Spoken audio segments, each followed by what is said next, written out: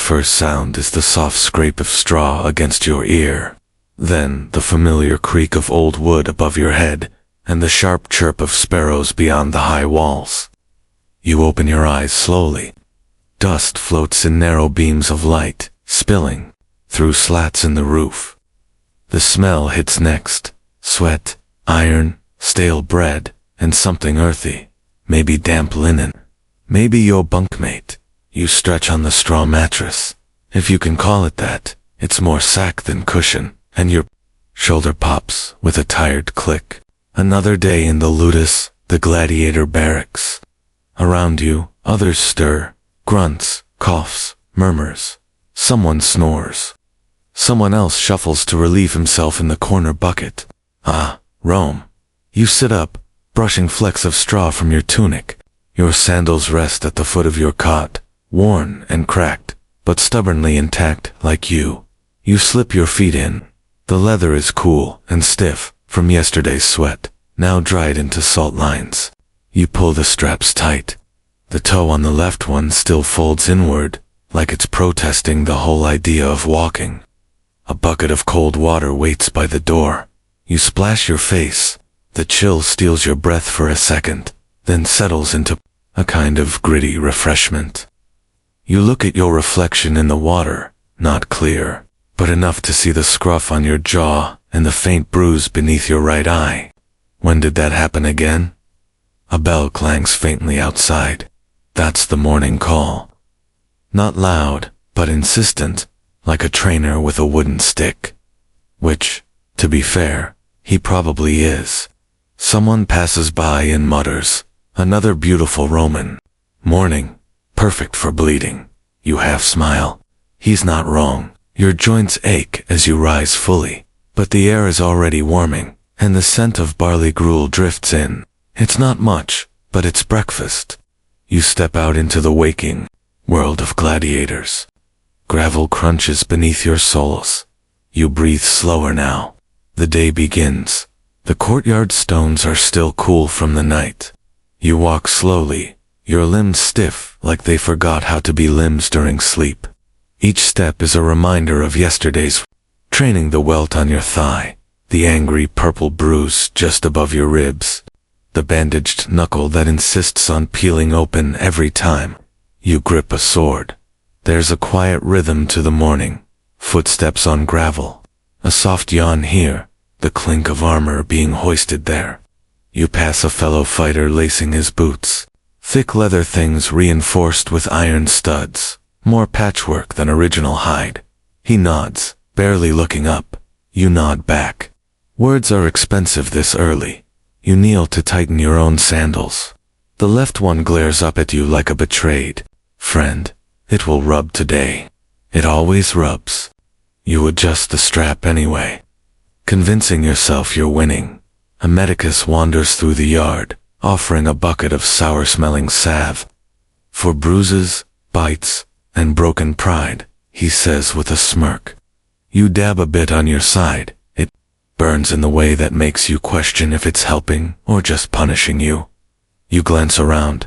Someone's rewrapping their wrist, using a linen strip dyed pink from yesterday's blood. Another gladiator carefully replaces a missing tooth in his mouth, just for show. It's made of carved ivory, probably worth more than he is. Your instructor, a retired murmillo, with one eye and a voice like gravel stew, limps by with his staff. "Don't forget to bleed on the right side," he growls. "That's your better side." History might suggest gladiators were heartless killers, but right now, you feel more like a bruised athlete, waking up for another round of elaborate punishment. You straighten up, cracking your neck. The sunlight rises with you, warming the stones, glinting off the iron helmets stacked by the wall. You breathe a little deeper now. The sting of salve fades to a dull throb. Asterisk, the whistle cuts through the courtyard, high and sharp, like a bird of prey crying out above the rooftops. You move without thinking now. Every morning begins the same way. Rows form like muscle memory. You line up alongside other bodies, tired, strong, stitched together with old scars and newer curses. The training yard is a rectangle of compacted sand and stone, bordered by columns and shaded overhangs. The sun isn't cruel yet, just warm enough to dry yesterday's bloodstains from the wooden posts. The air smells of oil, sweat, and old leather, an oddly nostalgic blend. The trainer, known mostly as the Stick, thanks to his ever-present cane, limps to the front. He raises it once. That's all it takes. Push-ups, sit-ups, sword drills. Again. Your muscles remember the motions. Even if your brain is still slightly asleep, there's a rhythm to it, almost meditative, a dance of brutality. Step left, guard high, feint low, retreat, thrust, recover, breathe. Ignore the pain in your shoulder. Ignore the stitch in your side. The Stick watches. He never blinks. If he sees you slack, the cane taps your ankle. If you falter, it's your ribs. A gentle reminder from a man who once split a Gaul in two. Someone to your right vomits into the sand. No one reacts. He gets back up. That's just how mornings go. Some say Roman gladiators trained harder than they fought. Others say the fights were worse. Historians still argue over it, but both hurt just fine. Occasionally, someone tries to show off. Today it's a young Thracian with too much hair and too much pride. He twirls his practice sword, flashy, unnecessary. You hear a thud. He's on the ground. The Stick doesn't even speak, just shakes his head and moves on. Your skin glistens now, dust clinging to sweat, muscles burning pleasantly. A breeze rustles the laurel leaves above. The drill's slow, just slightly. You wipe your brow and exhale. The rhythm softens around you. You step back into the shade, wiping sweat from your neck. The training's done for now, but the question lingers. The one no one really asks out loud. What exactly are you? A slave? Maybe. Property? Certainly. Owned, sold, trained, corrected. You didn't sign up for this. Not originally. But as you settle on a bench and loosen your sandals, a group of spectators walks by, women with veils, boys with sandals to clean for real labor. One points at you. That's the one who fought the Rhysarius last week, he whispers. Your name isn't carved in marble yet, but they know it. The baker down the road knows it. A few senators know it. You've been painted on walls. That mural in the Subura, with your face on a lion's body. Odd, but flattering. Sort of. You remember a time when gladiators were just criminals, war prisoners, and the occasional unlucky debtor. But lately, the lines blur. Some volunteers sign up for glory, for coin, for the chance to be adored, or just for 3 meals a day and a cot. Your bunkmate, Crixus, claims he once shared wine with a tribune. Brag or truth, who knows? The amphitheater turns everyone into someone, until they're not. A passing guard eyes you. You nod. He doesn't return it. Some things don't change. The historian Tacitus once hinted that gladiators were both condemned and celebrated disgraceful, yet divine in the sand. You can't help but smile. That sounds about right. You rub your wrist where the brand still shows. A faint mark now, but deep enough to whisper who you are, or were. In the corner of the yard, someone is humming. A soft, lazy tune, almost. A lullaby, oddly placed between blood-stained practice posts. You let your shoulders drop, and the question fades for now. The smell hits you before you even reach the doorway. Thick, warm, and oddly comforting. A stew of barley, garlic, and something less identifiable bubbles from a cracked clay pot. Breakfast in the Ludus isn't glamorous, but it's food, and food means strength. The kitchen is small, tucked beneath an arched stone ceiling that's blackened from years of smoke. A single cook, a wiry man with a burned ear and a perpetual scowl, stirs with a spoon longer than your forearm. He doesn't speak unless he's out of onions. You grab a bowl from the stack. They're all chipped, and at least one has a name scratched into the bottom. Felix. Felix is very much dead. His bowl lives on. You ladle the gruel into your bowl, thick and beige, with a generous floating skin of oil. Occasionally, you'll spot something exotic, like a lentil, or dare you dream, a chickpea. You sit on a worn bench beside the others, chewing slowly. It's hard to tell if the grain is undercooked, or if your teeth are just loose again. Either way, it works. A basket of hard bread makes its rounds. One piece has something crunchy inside. You don't ask what. Crunchy is better than moving. More salt this time, someone mutters approvingly. Another gladiator, missing half a nose, raises his bowl in mock salute. Our gourmet chef has outdone himself. The cook throws a spoon at him. It lands in someone's porridge. No one flinches. Despite everything, this moment, food, warmth, the dull clatter of bowls, feels almost human, even peaceful.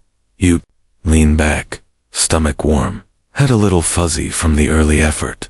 Someone lets out a loud belch. It echoes impressively. Applause follows.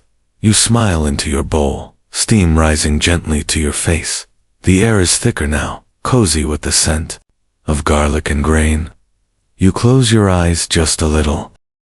You step back out into the light, belly warm and limbs just heavy enough to remind you you're still alive. The yard awaits, stretching wide under a pale sky that promises heat later, but for now, the breeze is kind. You roll your shoulders as you walk. The aches have softened, like bruises turning from purple to yellow, pain to memory. Sand crunches beneath your sandals. The training yard is quieter now. Some are stretching, others leaning lazily against practice posts, swords balanced over shoulders like wooden branches. You see one man sitting cross-legged in the dirt, eyes closed, breathing slowly like a monk. Or maybe he's just napping, upright, hard to say. You pick a spot near a laurel tree, its leaves rustling faintly, little whispers overhead. You start your stretches, slow and even. Arms overhead, bend at the waist, breathe in the dust, the leather, the fading smoke from the kitchen hearth. The wood posts, palest line one side of the yard, worn from years of strikes, nicks, and sweat. You walk over and face one. You strike. Again. Again. Wood on wood. A rhythm begins. The Roman fighting style isn't about beauty, it's survival. Controlled aggression. Strike low. Aim for the soft parts. Ignore the flare. Win fast. Leave breathing. Some historians debate whether training was more theatrical or practical.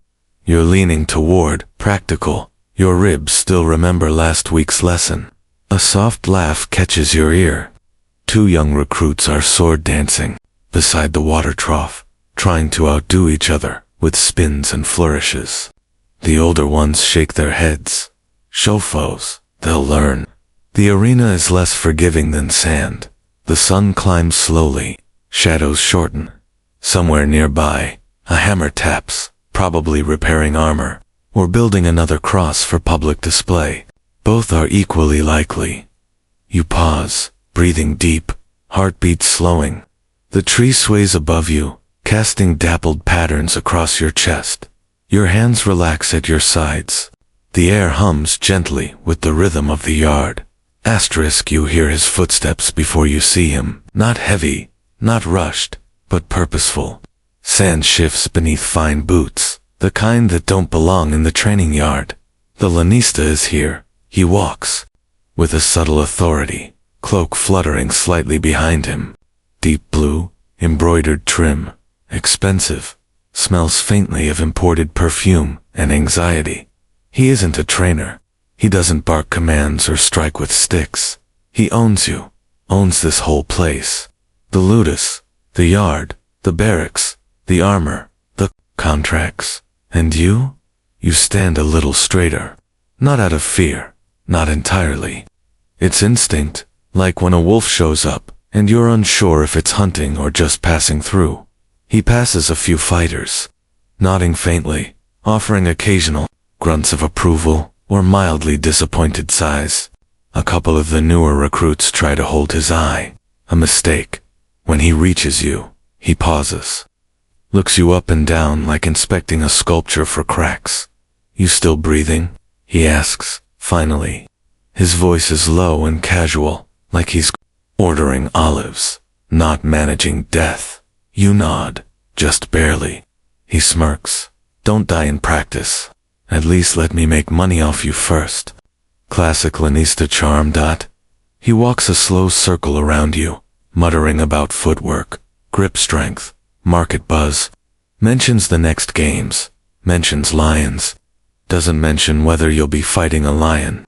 Just lions. There's the senator. Coming, big name. Bring your spine with you when you fight. No one likes a spineless corpse. And just like that, he's gone, boots whispering away across the sand, cloak trailing like he never touched the ground. You exhale, deep and slow. You're not sure if that was a threat, encouragement, or both. Probably both. A crow caws in the distance.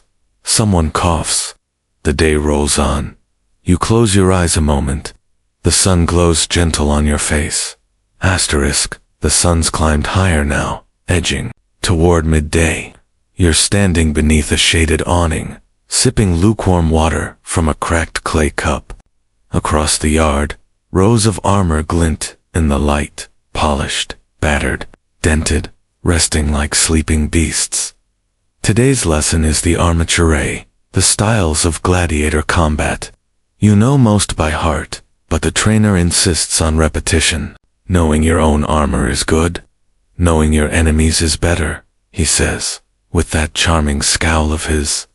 You walk past the display dummies. Each is dressed in a different gladiator type, like a macabre fashion show. You nod at each one like old friends, or enemies. It's blurry now. There's the Murmillo, your style. Heavy shield, short sword, crested helmet, with that proud fish-shaped plume.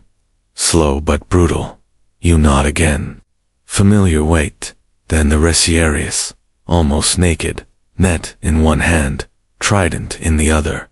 Fast, slippery, annoying, like trying to fight a spider with a spear. One beat you once. You've never forgiven seafood since. The Threx curved sword, griffin-crested helmet, small square shield. Agile, all elbows and spinning knees. They dance like snakes and bleed like poets. A few others stand nearby, each studying a style. One Retiarius swishes his net dramatically, catching only a splintered stool. You try not to laugh, but fail. A small snort escapes. He glares. You wink. Historians argue whether these styles were based on actual enemy warriors, or just created for spectacle. You think both? Rome liked its battles with a storyline. Each armatura has its own rhythm, its own breath. You've learned to listen for it, in the weight of their steps. The sound their armor makes when they shift. You rest a hand on your helmet. The metal is warm now, like it's waking with you. You sit against a column and watch dust swirl lazily in the air. The yard hushes again, just for a moment. Asterisk, the trainer calls for pairs. You don't flinch. You never do. The yard shifts like a puzzle being solved. Fighters line up. Wooden practice swords clatter into calloused hands. Your partner today is Marcus, tall, smug, with a jawline that refuses to quit, and a scar above his eyebrow that he swears is from a lion. It was a goat. You were there. You face off. Sand. Between your feet, sun above, spectators watching from the shade. A mock fight, but muscles don't know that. Try not to cry this time, Marcus mutters, grinning. You raise your wooden sword and reply softly, only if you don't faint again. First strike yours. Light tap to the shoulder. He wasn't. Ready? You smile. Then he lunges. You dodge. Barely. The breeze of his swing whistles past your ear. He always overcommits big swings, big noise, big ego. You counter with a low jab. He grunts. The crowd hoots quietly. A few shout out advice that's either wildly unhelpful or obviously sarcastic. Use your net, Marcus. Someone yells. Wrong style, idiot. You move with the rhythm now. Strike, block, pivot, breathe. Your feet leave little crescent moons in the sand. Marcus tries a fake out. You fall for it. He taps your ribs.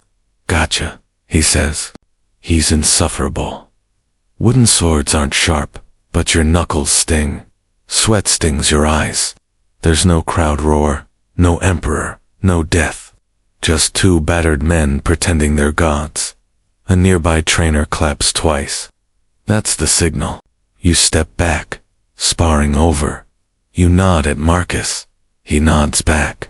You're friends. Until you're not. Depends on the match list.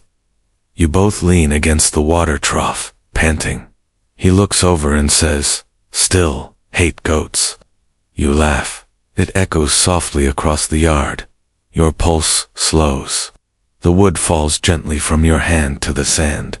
The sun slips low behind the rooftops, casting long shadows over the yard. Training's done. Wounds are wrapped. Sweat has dried into dusty maps across your arms. You return to the barracks, the door creaking open on hinges that always sound like they're complaining. The air inside is thick old straw, damp feet, and a hint of vinegar wine someone's been hiding poorly. The flicker of oil lamps paints everything in gold and shadow. You find your cot and sink into it with a groan that might be yours or the cot's. Hard to tell. Around you, soft murmurs drift like smoke. Voices low, careful, tinged with the weariness of men who've given too much muscle to the day. Crixes. Your bunkmate leans over. You hear. He whispers, wide-eyed.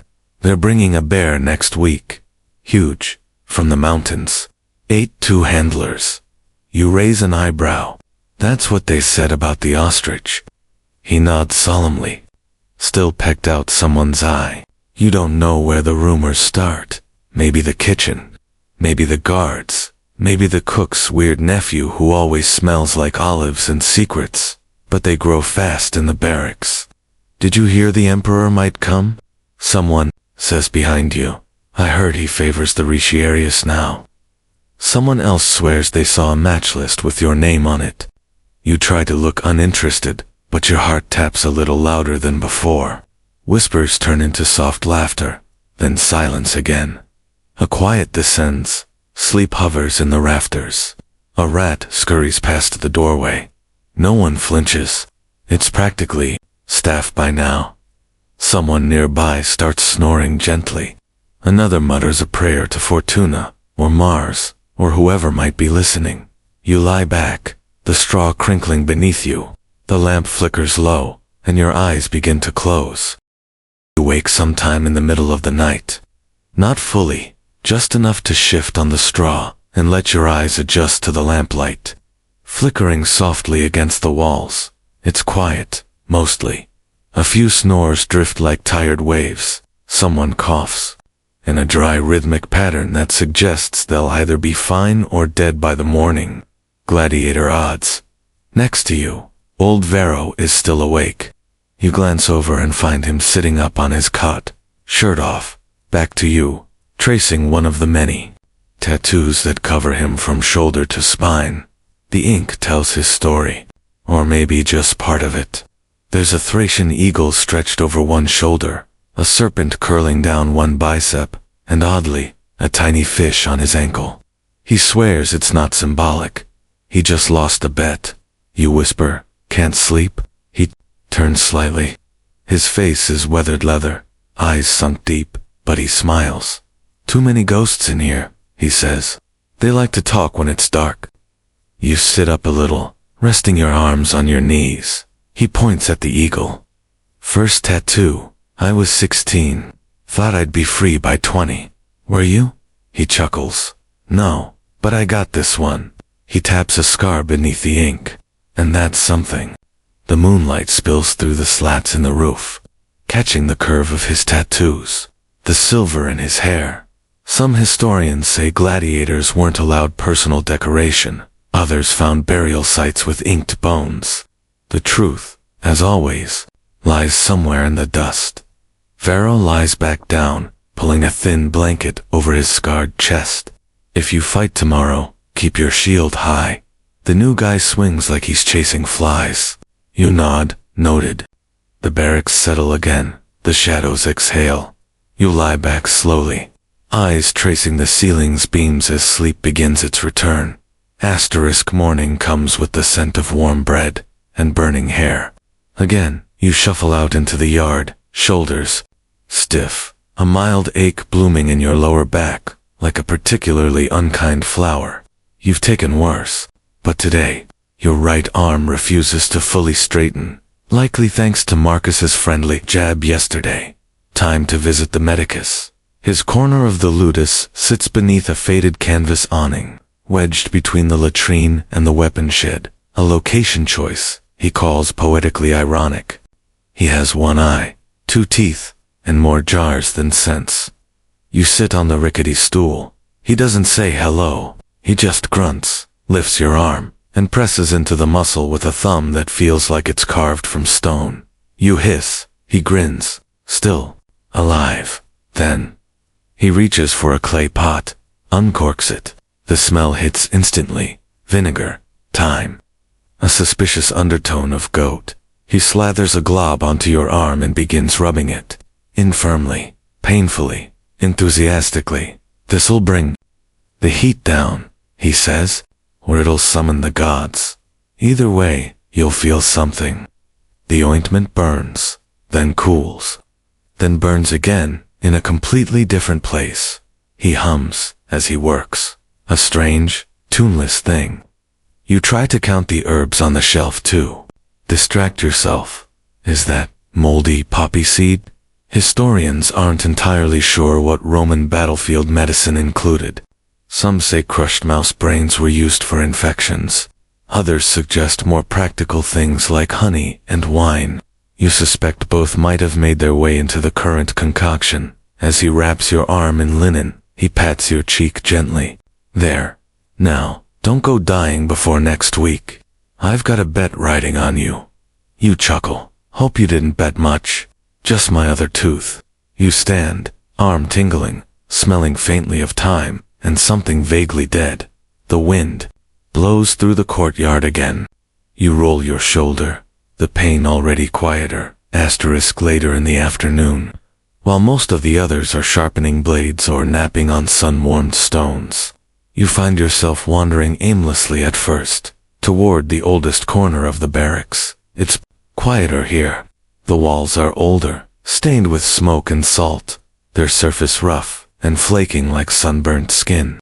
You run your hand along the stone, cool, despite the heat, and then you see it, just behind a shelf stacked with battered helmets and a forgotten jug of wine that definitely isn't anyone's, but also clearly belongs to everyone. A small etching, faint, scratched deep with something sharp. 3 marks, a triangle, a broken circle, and an upside-down V. You frown. It's not decorative. It's deliberate. Someone's carved a message or a code. You glance around. No one's watching. You shift the helmets aside, crouch closer. More marks, now that you're looking. Small ones, layers, a vertical line with notches, a symbol that looks like a fish eating a spear, another shaped like a key.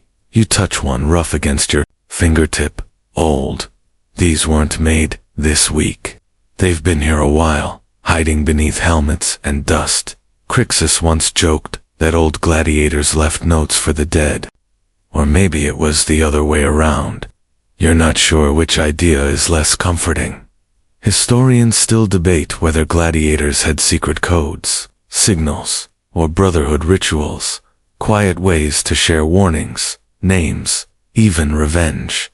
You sit back, on your heels, the heat pressing gently against your shoulders, a thin beam of light slicing through the slatted wall to touch one of the marks like a whisper. You don't know what it means. Not yet, but you remember it. You always remember things scratched in stone. A distant clang breaks the silence, a dropped shield.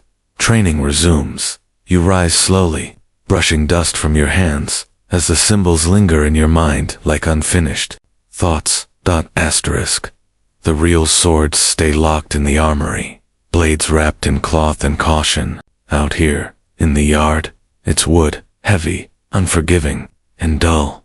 You grip yours now, a Rudy's, the standard training sword, thicker than a real gladius, clumsier, and twice as punishing. It's not meant for killing. It's meant to make your arms ache and your grip scream. The trainer calls the cadence. 10 strikes, left high. You move, not fast, just steady. With thuds against a training post worn smooth by years of punishment. Left high, right, low, step back, lunge, again. Your arms burn by the 5th set. By the 7th, your grip's slipping. By 10, your shoulder is humming like a badly tuned lyre. The others move with you, a chorus of exhaustion and repetition. The clatter of wood echoes through the yard. Someone grunts, someone else swears. In Greek, the stick watches from the shade, nodding with his arms crossed, like a sculptor deciding which one of you is worth polishing. Your partner today is Titus, a burly Dacian with arms like carved tree trunks and the smile of a man who enjoys hitting things just a little too much. He swings with enthusiasm. You block, barely. The blow sends a jolt down to your elbow. You awake yet? He asks with a grin. Unfortunately, you mutter. Some scholars argue that the Rudy's was more than just a training tool. It was also the symbol of freedom, awarded to gladiators who earned release. You glance at yours. Still firmly a weapon, not a symbol. Not yet. The drills continue. Sweat stings your eyes. The sword grows heavier with each strike. Your body remembers what your mind's too tired to think about. Finally, the signal to stop. You lower the Rudy's. Your arms tingle. You let the sword rest at your side. The wood warm, your breath slower now. The day's heat has settled into the stones, warming them from the inside out. The training yard is empty now, shadows growing long as dusk approaches. You sit with your back against the wall, arms resting. On your knees, the wooden sword beside you, like a sleeping pet. In the distance, you hear the soft clatter of amphorae being stacked. Someone singing off-key about wine and goats, and the faint rattle of a cart rolling over cobblestones. The ludus breathes its quiet evening sigh. Your fingers trace the handle of the Rudy's, the wooden practice sword. Same as always, but in a strange twist of Roman irony, this very object could someday mean your freedom.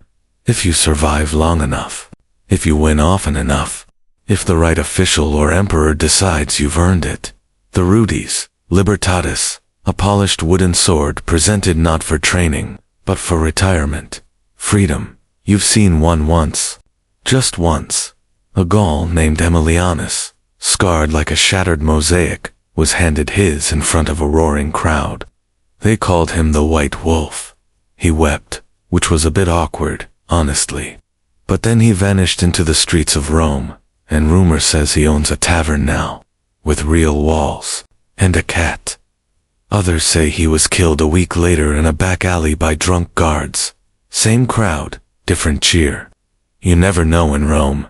Some gladiators don't want freedom. Strange, maybe, but real. Out there, you're a former slave. In here, you're someone, a name, a face on murals, a shout in the crowd. You don't know what you'd choose. Maybe you never will. A warm wind lifts the edge of your tunic, and the sky above fades to a soft peach, then to lavender. You lean your head back against the wall. The stones hum with leftover heat, and your eyelids grow heavier by the second. Next morning, you're pulled from your breakfast barley by a surprise. You're excused from training. For a moment, you wonder if this is it, if you're being sold, freed, or fed to something with claws. But no, you're told to follow a man in blue robes and ink-stained fingers. He's the architectus, one of the men who designed the arena itself. The underbelly, the traps, lifts, and hidden doors, all the mechanisms that make death theatrical. You follow him down a long corridor that smells like damp stone and parchment. The air is cool, almost pleasant, and the quiet buzz of his assistant scribbling notes adds an oddly calming rhythm. He opens a door, And there it is, the arena model. A wooden replica, waist high, built with careful detail, miniature gates, lifts, hidden compartments, a trapdoor labeled URSUS, which you really hope isn't for today. Timing is everything, the architect mutters. You step here, and the gate there opens. Lion comes out. Audience screams. You stab lion, or don't. Then trapdoor resets. Curtain falls. You blink. There's a curtain. He grins. Sometimes. Depends on the weather. You lean over? The model. It's surreal. A small, controlled version of a place where people scream and die.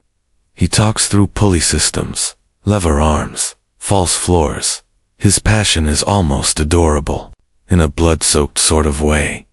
He shows you the hypogeum, the underground network. That's where they keep the animals, the dead, the surprises. He points to a platform lift that rises with a single man's weight and a prayer. Historians, still, debate how advanced these systems were. Some believe they were crude. Others claim intricate engineering with water lifts and counterweights. Seeing it now, you're leaning toward terrifyingly clever. The architect hands you a small carved piece, a miniature of your style. For luck, he says. You turn it in your hand as you leave. The tiny sword glints in the light, and the world outside feels just a bit more real. Asterisk, the day of the exhibition match arrives. Not a full fight, just a display. Showmanship, controlled violence. One of those strange half-spectacles, meant to entertain the nobility, while minimizing actual loss of investment. You march out into a smaller arena this time, one used for practice events and noble previews. The sand is smoother here, swept lovingly by servants who've never had to scrub blood from it, and at the far end, raised on a marble dais under a purple awning, sits the emperor. Not the current one, exactly. Not the real ruler, but a distant cousin of someone vaguely important. Still wears the laurel wreath. Still expects people to bow so low they risk a hernia. He watches with one hand resting on a cup of wine, the other lazily draped over the arm of his gilded seat, like he's bored by both luxury and your mortality. You line up with the others, armor polished to reflect the sun, shields held high. The announcer's voice drones over the arena like a sleepy cicada. Your name is called. The crowd murmurs politely. No thunderous applause today, just a few fans in the front row waving. Olive branches, like lazy metronomes. You're paired with a Threxline, fast, prone to theatrical spins. The trainer gave you one instruction. Don't kill him. Not today. The match begins. You trade light blows, staged parries. Your swords clatter like someone performing a love letter in percussion. Still, the sweat is real. So is the burn. In your arms. Halfway through, you steal a glance upward. The emperor, or cousin emperor, is staring directly at you. Not with malice, not with just that detached, imperial curiosity, like he's choosing between cheese plates. Do you impress him? Does it matter? One nod from that lazy hand, and you could be ordered north to fight bears, or sold south to fight boredom. You keep moving. You strike. You breathe. The match ends. A light cheer. The emperor yawns. You bow, just enough to be respectful. Then walk off the sand, your heart still echoing under your breastplate. Asterisk, back at the barracks. The tension from the exhibition match fades like mist. You're still sweating, still twitching from the weight of the Threx's flashy moves. But you're alive, again, which, as always, is the daily win.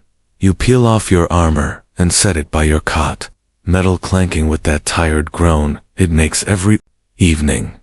The sun slants in through the shutters, golden and slow.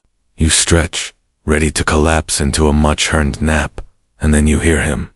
Good match today, Gladius, he says, not to you. To his helmet. Lucius, that one weird gladiator. He sits cross-legged near the brazier, helmet cradled in his lap like a beloved pet. The faceplate is bent from a fight last month, giving it a permanent crooked grin. Lucius treats it like a companion, talks to it, feeds it crumbs. Once you swear he kissed it goodnight, no one stops him. No one mocks him, not after what he did to the guy who did mock him. Let's just say there's one less nose in the barracks now. Gladius thinks the emperor was unimpressed, Lucius mutters. But Gladius doesn't understand politics. He's very literal. He nods at the helmet, as if it just offered a wise retort. You glance around. Others are pretending not to listen. Varro's lips twitch like he's suppressing a smile. Crixus, lying nearby, whispers, I once saw him apologize to his own shin guard. Said he stepped on its pride. You chuckle softly. There's something almost comforting about Lucius and his oddities. In a world where everything can be taken, your name, your freedom, your breath, he's found something no one else owns, a little madness all his own. You lie back, letting the soft murmur of one-sided conversation lull you, as Gladius, apparently, offers military strategy for tomorrow's breakfast. Asterisk, the scent hits you long before your boots touch the arena floor. Not the crowd, not the oil, not even the blood dot sand. It's different here than in the training yard, finer, more carefully sifted, imported, they say, from Sicily or Egypt, depending on who's bragging. You're on cleanup duty this evening, one of the chores passed around when no one draws a match. No fighting today, just raking and hauling and trying not to think about where the darker patches of sand came from. You drag a wide-toothed rake across the surface, smoothing it like a giant scroll. The rake clicks softly as it hits pebbles, bone fragments, and the occasional coin tossed by a generous or tipsy spectator. The arena is silent now, eerie in its emptiness. You can hear your own breathing. Distant footsteps echo from the upper tiers. A gull cries, somewhere far overhead. A strange, lonely sound. You kneel to adjust a torn patch near the eastern gate. The sand shifts under your hand, warm from the sun, cool underneath. It smells faintly of salt, copper, and something floral, the remains of perfume tossed in with petals during a festival last week. There's a story under this surface, layers of it. Historians speculate that arena sand, the harina, was often mixed with crushed seashells or minerals to soak up blood more efficiently. Some even say it was dyed red on purpose. To disguise the violence beneath, you pick up a handful and let it fall slowly through your fingers. It moves like time, slow, weightless, then gone. Across the arena, someone laughs, a guard, probably. Life above the sand. But down here, it's quiet, meditative, heavy. You rake another line, straight and clean. The sun casts long shadows now, turning the golden surface to bronze. You stand, stretch your back, and take a deep breath, as the sand settles behind you in perfect silence. Asterisk, you're not sure why you volunteered. Curiosity, maybe. Boredom, more likely. Or perhaps some deeply buried part of you enjoys tempting fate between breakfast and dinner. The beast pens lie beneath the arena, a shadowy, echoing maze of stone corridors and rusted iron. You descend the stairs slowly, torch in hand, your breath bouncing softly off the damp walls. The air changes as you go down, cooler, earthier, and then, sharper dot. The first smell that hits you is fur. Thick, musty, like an old blanket left out in the rain. Then comes something sour, and then, unmistakably, meat. You pass a barred enclosure. A lion sits inside, glaring at nothing. Muscles like coiled ropes, breathing slow, measured. One golden eye tracks you as you move. You do not make eye contact. Next cage, a pair of leopards, their spotted coats slick with humidity, their twitchy pacing. One growls low, a warning, maybe a joke. You offer a polite nod. It's the only appropriate response when a cat the size of a dinner table is giving you attitude. A handler appears from the gloom. his tunic stained with God's know what and a scar across his scalp that suggests he's survived more than most. He shrugs. They know the routine. When the platform lifts, they go up. Sometimes they come back down. Sometimes not. There's no ceremony in his voice, just fact. Routine, even. You peer into another pen, empty for now. Chains clink softly from the far end. Something is breathing in there, large and slow. You don't ask what dot. Some scholars believe roams. Arenas housed not just African lions, but Indian tigers, Syrian bears, even crocodiles and elephants. The truth, probably all of the above, plus a few beasts no one could identify twice. The torch flickers. The lion yawns, and you glimpse teeth longer than your fingers. You take a small step back, a gentle retreat. No shame in that. The air grows thicker as you leave the pens behind, but somehow it feels easier to breathe. Asterisk. Back above ground, the sun is low, casting that lazy amber light that turns even the blood stains golden. You make your way toward the barracks when you hear it, the scratch of a reed pen across parchment, fast and fussy. You follow the sound, because why not, and find him tucked beneath an olive tree, just beyond the training yard. The scribe. He doesn't look like he belongs here. His robe is clean. His fingers are ink-stained, but delicate, like he's never held a sword, or anything heavier than a scroll. You're not entirely convinced he's real. He glances up, startled, like a deer caught mid-philosophy. Ah, you're the Murmillo. Yes, I'm recording your stats. Your what? Victories, injuries, number of times you've been kicked in the helmet. That sort of thing. He taps the scroll. For the records. You sit on a stone nearby, amused. Why? Future generations, he says with a faint shrug. And betting odds. The scroll is neat, precise. Little rows of names, symbols, dates, odd scribbles you assume are shorthand for stabbed in thigh, but kept going. He pauses, then looks up again, frowning thoughtfully. Do you dream? You blink. What? In battle, or before it. Some gladiators claim to dream of crowds, or lions, or the sand eating their feet. You hadn't thought about it before. Maybe. Sometimes, once you dreamed your sword turned into a fish mid-fight, you're still not sure if that was symbolic, or just indigestion. The scribe writes something down. Probably possible fish anxiety. Historians debate whether these record keepers truly captured the essence of a gladiator's life, or just tallied wins like poultry counts.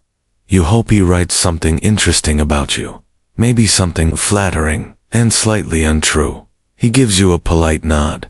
You nod back, and then you walk away slowly, feeling oddly seen. As the sun glows low behind you, and the sound of ink scratching fades into dusk. Asterisk. The sun has fully surrendered now. The last streaks of orange have melted into indigo, and the Ludus breathes with the slow, steady rhythm of bodies winding down. You lie on your cot, staring at the wooden beams above.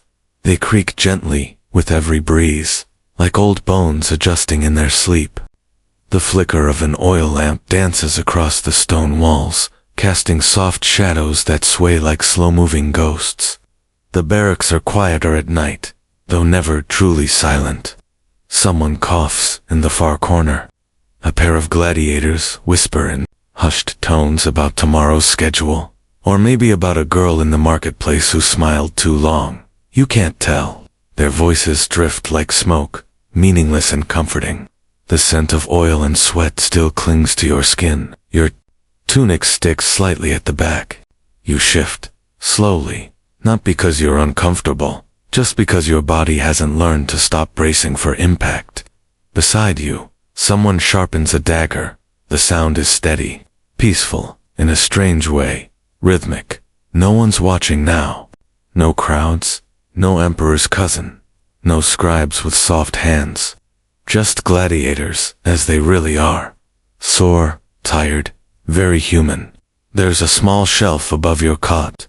You've placed the miniature wooden figure there, The one the architect gave you. It catches the lamplight and seems to nod approvingly. You close your eyes. Some say the nights before a match are the worst, full of nerves and restless limbs. But tonight, there's nothing. No fear, no triumph, just breath, slow and warm, like the earth itself is trying to sleep. Outside, a breeze rattles the shutters. The moon rises quietly over the rooftops, and you turn onto your side, letting the darkness wrap around you gently. As sleep edges closer, one slow breath at a time, morning light creeps in, slow and golden, slipping through the shutters like it knows it isn't really welcome yet.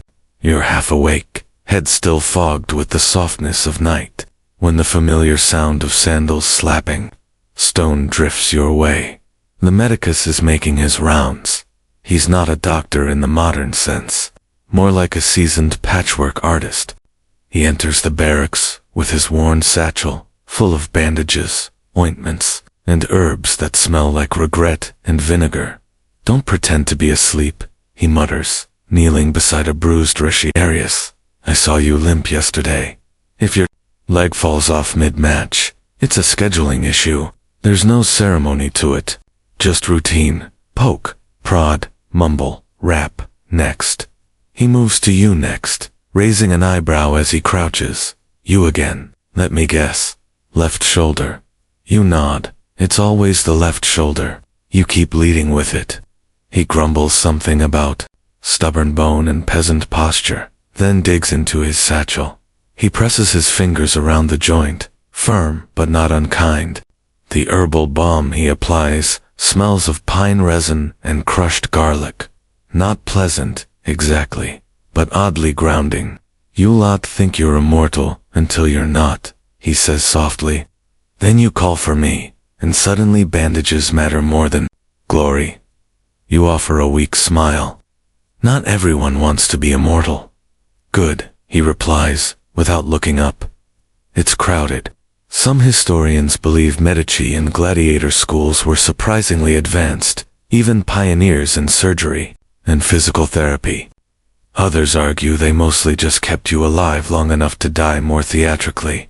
Either way, this one knows your joints better than you do. He finishes wrapping your shoulder with neat efficiency, a final pat on the arm. Try not to get stabbed. Today, you sit quietly for a moment after he leaves, the scent of herbs lingering in the air, and the warmth of his hands still echoing softly in your bones. Asterisk, the sun's not high yet, but the sand is already warm beneath your feet. You're back in the training yard, shield in hand, sweating before breakfast.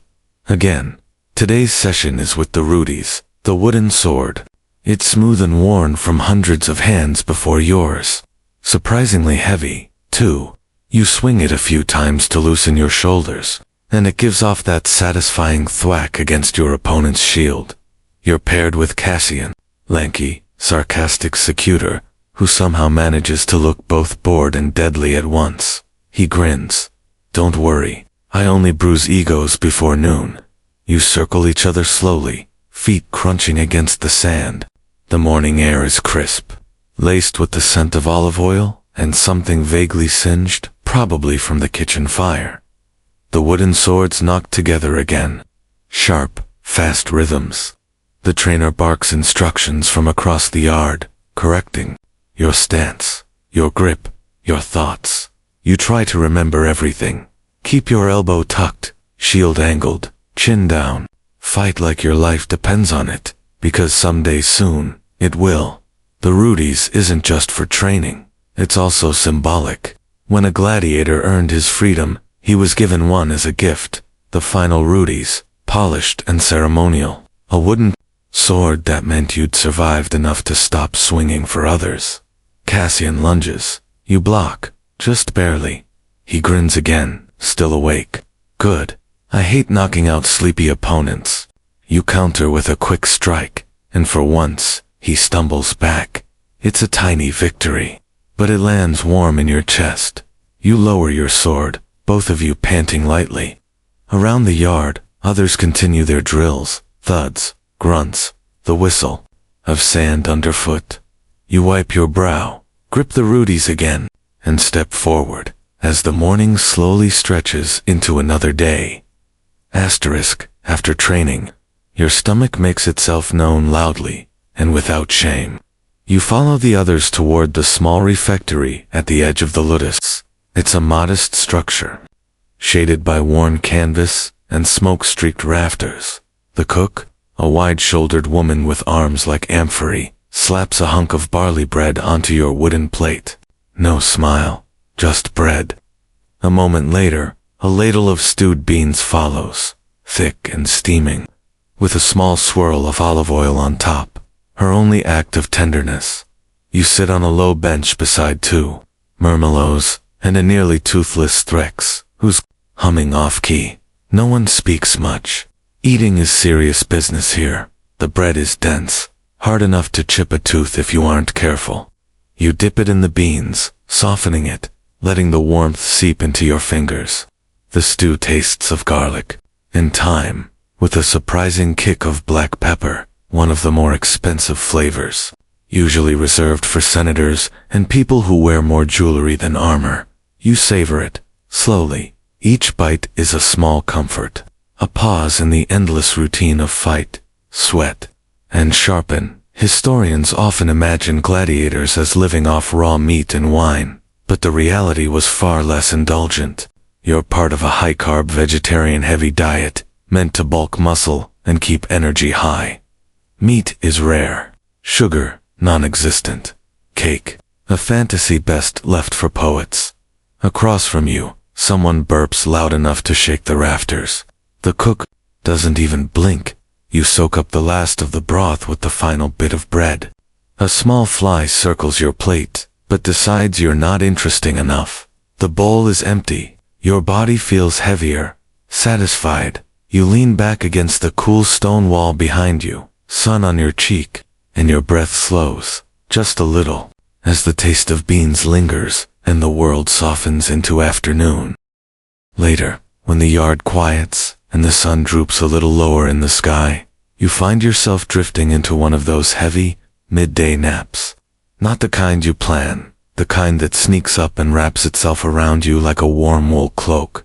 You're not in the ludus anymore. You're in your village, or maybe just a memory of it, soft-edged and smelling of wheat and rain. The streets are narrow, not paved in stone, but packed dirt, warm and familiar under your bare feet. You pass the baker's shop, and he nods at you like you've only been gone a day. There's the old dog sleeping by the well. You remember its name, somehow, even though you forgot it years ago. Your mother is there, stirring something in a clay pot, humming that tune, the one you couldn't recall until now. Everything feels slower, kinder, like the whole world has decided to whisper. Someone calls your name, your real name, the one you haven't heard since you were sold, shaved, and shackled. It hits you in the chest like a fist of wind, but then the dream shifts. The wheat turns to sand, the humming fades, and the dog becomes something else, something watching you with lion's eyes. You wake with a jolt, heart thudding against your ribs like a prisoner rattling a gate. The barracks hum quietly around you. Someone is snoring. Someone else is muttering in their sleep. The beams above haven't moved. Dreams, historians argue, tell us what gladiators feared, missed, longed for. But no record survives of what you saw just now. Only you know how real it felt. How warm, how fleeting. You sit there quietly, rubbing your eyes, until the world steadies again. Then you lie back, letting your breath even out. As the last trace of wheat fades into the scent of warm dust and leather, asterisk evening returns in soft shades of blue and violet. The sky is hazy with the faintest trace of smoke from dinner fires, from distant lamps, from the slow unraveling of another Roman day. You sit by the training post, stretching your legs, mind still tangled in dream thoughts, and the sour-sweet aftertaste of beans. That's when the veteran joins you. He doesn't say anything at first, just lowers himself down onto the worn bench, with the creaking sigh of someone who's fought more battles than he can count, or chooses to remember. His name is Tiberius, though most just call him Old Iron. No one knows how many years he's survived in the arena, but the way the others pause when he walks by, it says enough. He's sharpening a knife, always the same one, worn smooth, handle wrapped in faded red cloth. Not regulation, but no one questions it. You ever wonder what it's like to win? He asks, not looking at you. You raise an eyebrow. You've won. He chuckles, a dry little sound like sand scraping wood. No, I mean really win. Leave. Walk away. Get the Rudies, and never look back. You don't answer. Because, yes, of course. And because no, you don't let yourself think about that. They say, when you're free, the cheering never leaves your ears. He taps his temple. Echoes around up here like birds in a cage. He pauses, rubs a scar that curls across his wrist like a question mark. Freedom's heavy, he says. People think it's like gold, but it's more like wet wool. Warm, but clings to every bruise. Historians often debate whether freed gladiators ever truly escaped the shadow of the arena. Some became guards, trainers, even returned to fight voluntarily. Others vanished completely. Old Iron finishes his sharpening, looks at you, finally. Keep your blade clean, and your feet lighter than your regrets. Then he stands, joints cracking gently in the twilight, and walks off into the darkening yard, one quiet step at a time.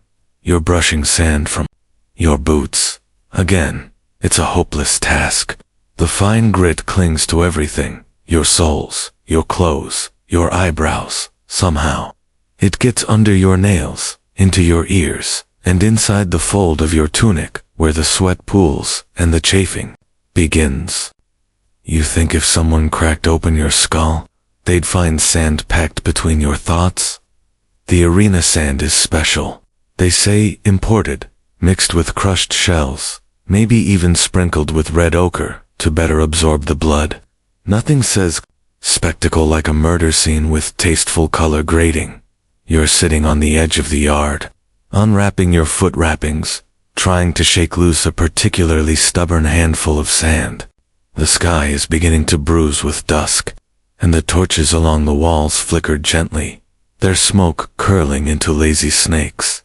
Nearby, two young recruits are arguing over the best way to clean armor. One insists oil and cloth. The other swears by vinegar and goat hair. Neither seems to realize they'll be polishing it again tomorrow, after it's been rolled across more of this cursed sand. A gentle breeze picks up, and predictably, carries a fresh whisper of grit into your face.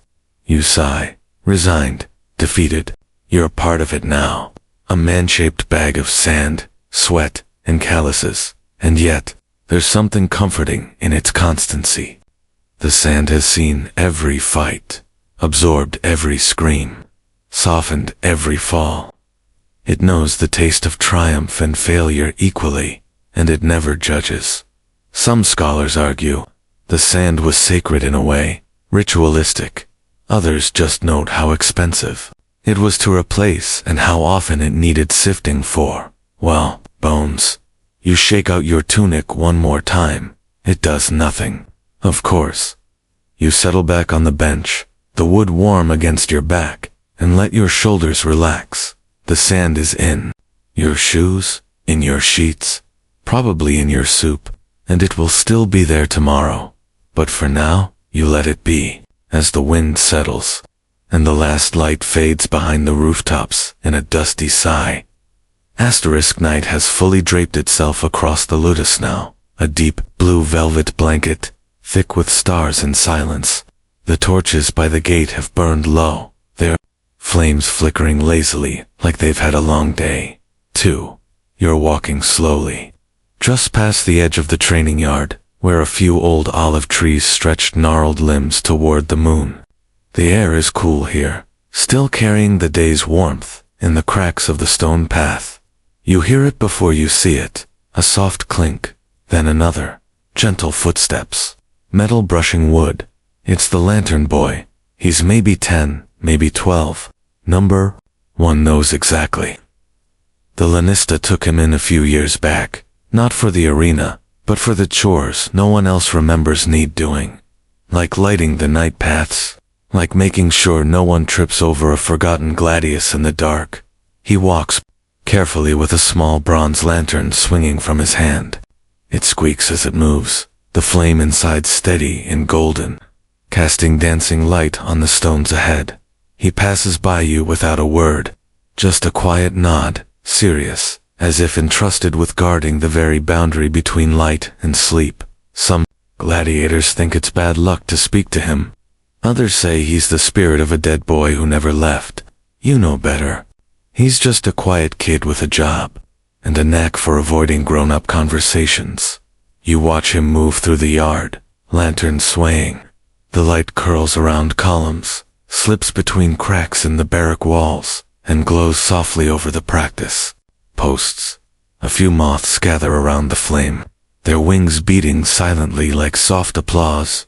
Historians rarely mention children in the world of gladiators, maybe because they don't fit the blood and glory narrative. But they were there. Always there. Just quieter. The boy turns a corner and vanishes into the dark, his little light trailing behind him. You close your eyes for a moment, letting the peace settle around your shoulders. As the last lantern glow fades, and the world becomes nothing but the sound of your breath and the whisper of distant footsteps.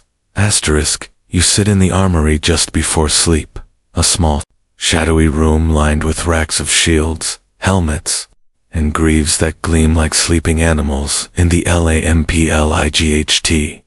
It's warm in here, a trapped sort of warmth that smells unmistakably of oiled leather, metal, and faintly of yesterday's fight. You're polishing your armor, slowly, almost absent-mindedly. The cloth in your hand moves in circles, methodical, soothing. There's a rhythm to it. Wipe, shift, breathe, repeat. The leather of your chest harness is thick, dark from years of use, softened in places where your shoulders have pressed into it again and again. You rub in a generous amount of oil. It smells of laurel and tallow, with a hint of vinegar, a smell you now associate with, oddly enough, comfort.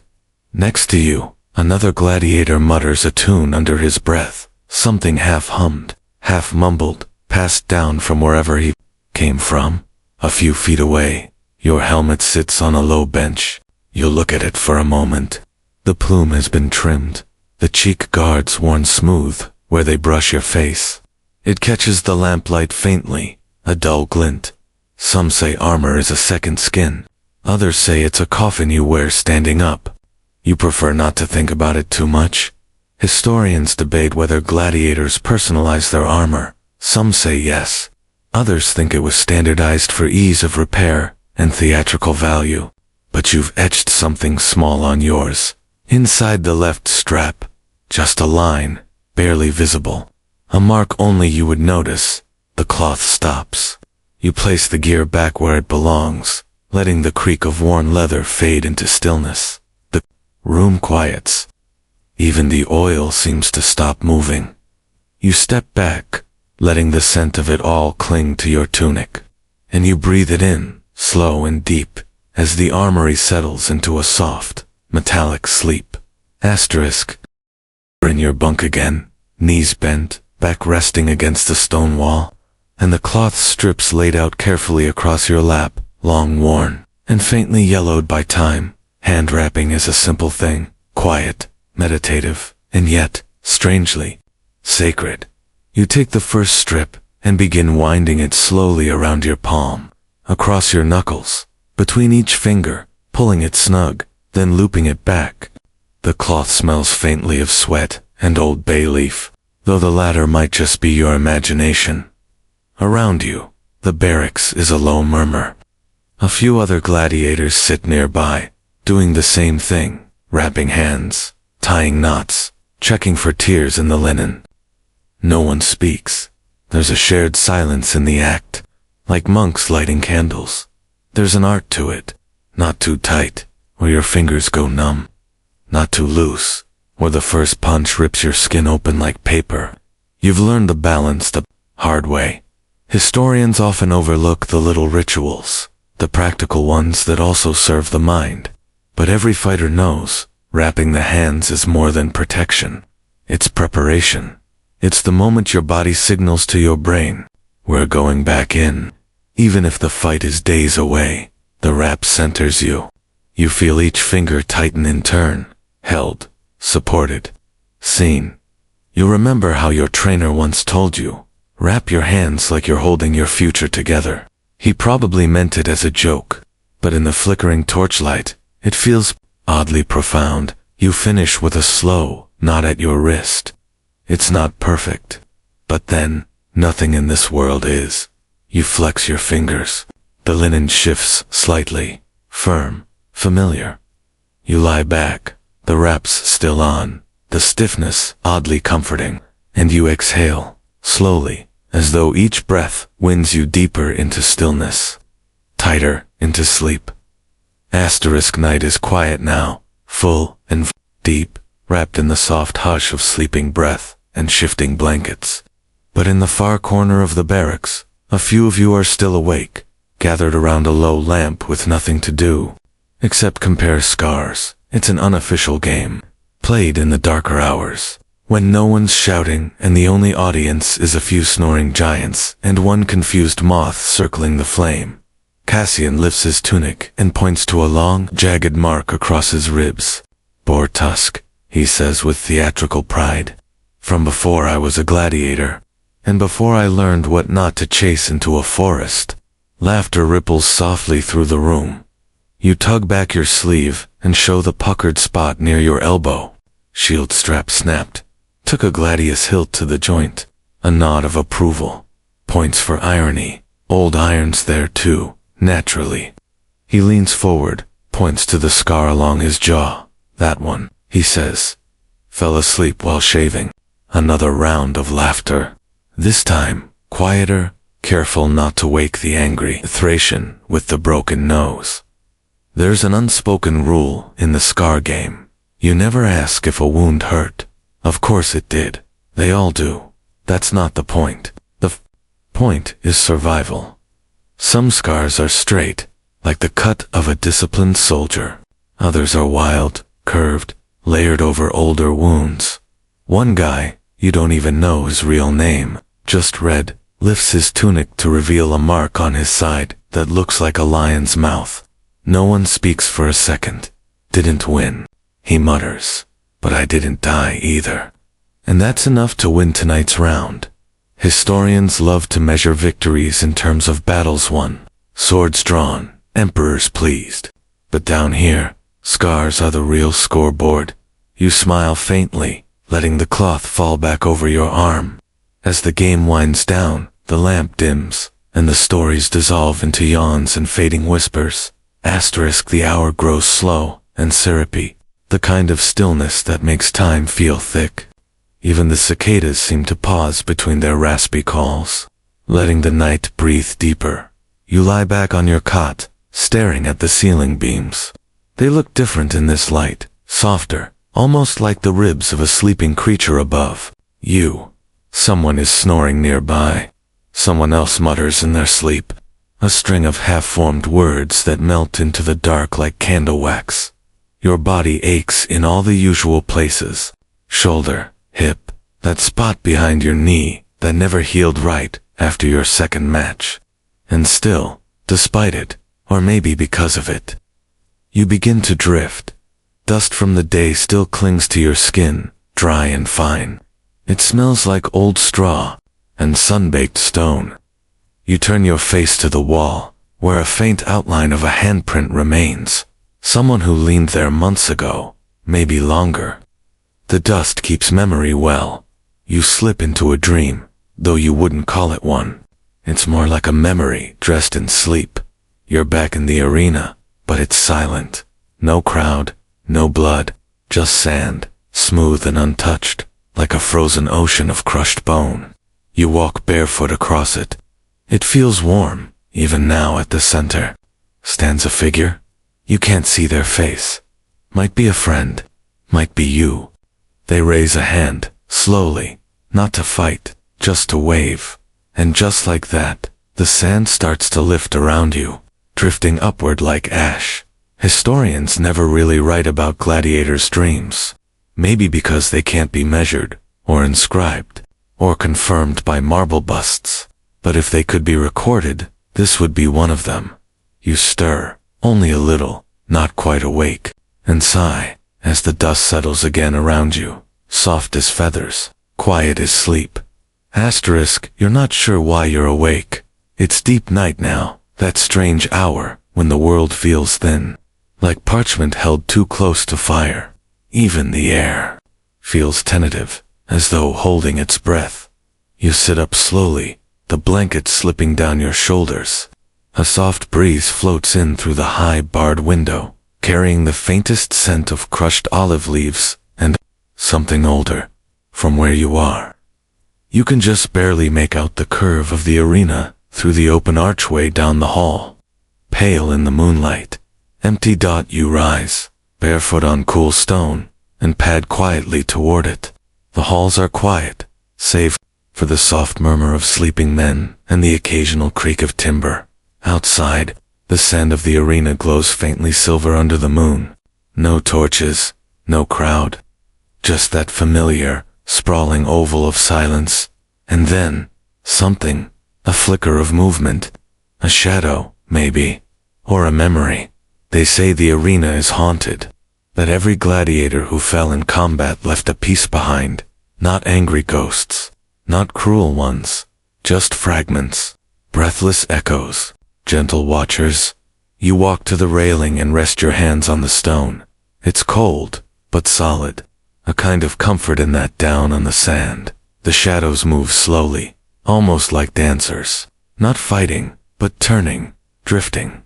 You know it's not real, probably, maybe. Still, you stand there for a while, watching, listening to the hush. Some say the dead walk the arena at night, reliving their last moments. Others believe those who fought bravely find peace here, a final performance played only for the stars.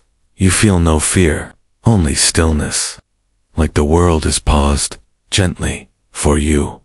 And as you turn to return to your cot, the wind brushes past your ear, soft, like breath, or a whisper. You lie back down without a word, and your eyelids grow heavy once more. As the ghosts return to sand, and the night folds itself quietly around you, sleep comes slowly tonight, as it sometimes does. So instead, you listen. There. It is the soft click-clack of dice tumbling against a wooden board. The sound comes from the next room over, where the senior fighters sometimes gather for what they call games of patience, which is funny, since most of them have none. You shift under your blanket, just enough to hear better. The dice roll again, a little harder this time. A muttered curse follows, then laughter. A few coins, clink, hands shuffle. It's not rowdy, it's not loud. It's the kind of scene that's been happening in the corners of camps and barracks for centuries. You picture it. A low oil lamp guttering in the middle of the table, surrounded by calloused hands, worn tunics, and eyes that have seen too much. One man taps his cup 3 times before rolling his lucky ritual. Another squints dramatically at the bones like they'll reveal a prophecy. They play knuckle bones, a favorite among soldiers and gladiators alike. Tossed like modern dice, though these are often real bones, animal ones, polished smooth by decades of handling.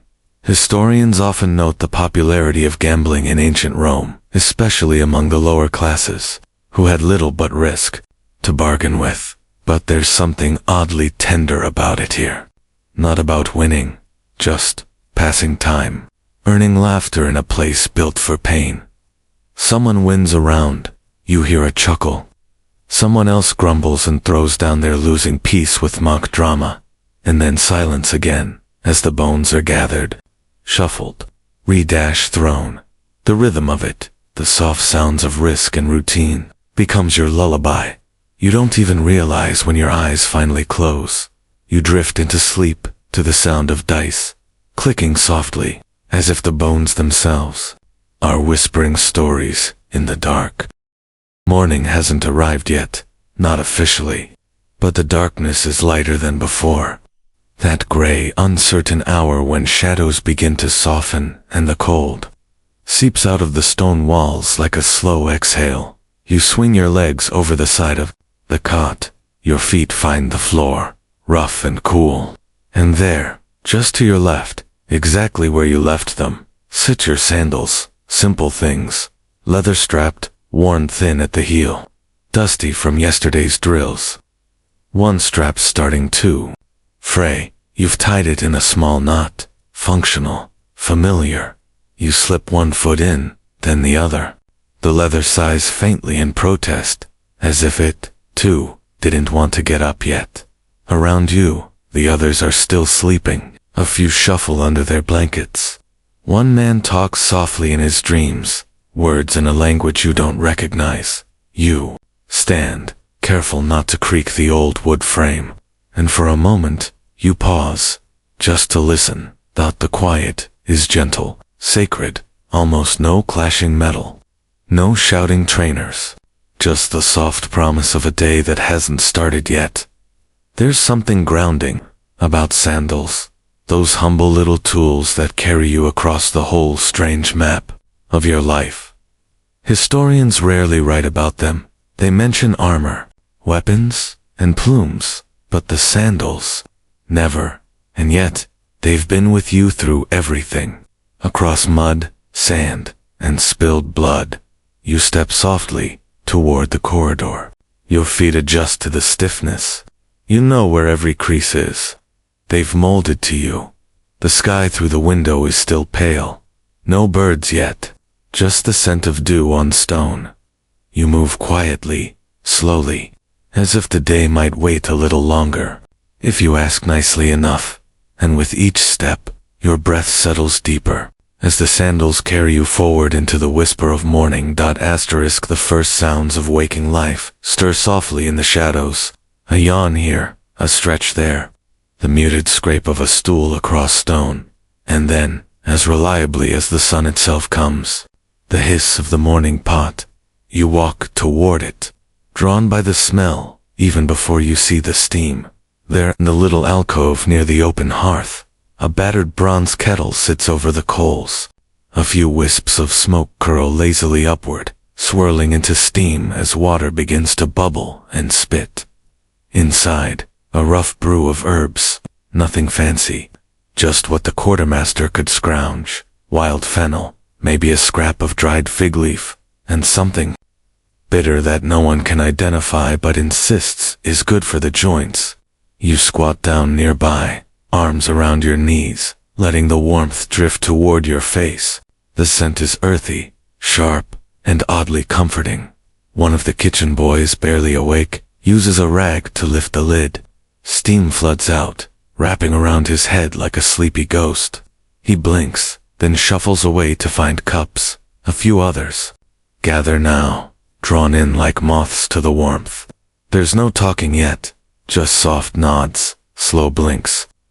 A shared moment of peace before the weight of the day begins. You're handed a small clay cup. It's chipped, warm. You hold it close.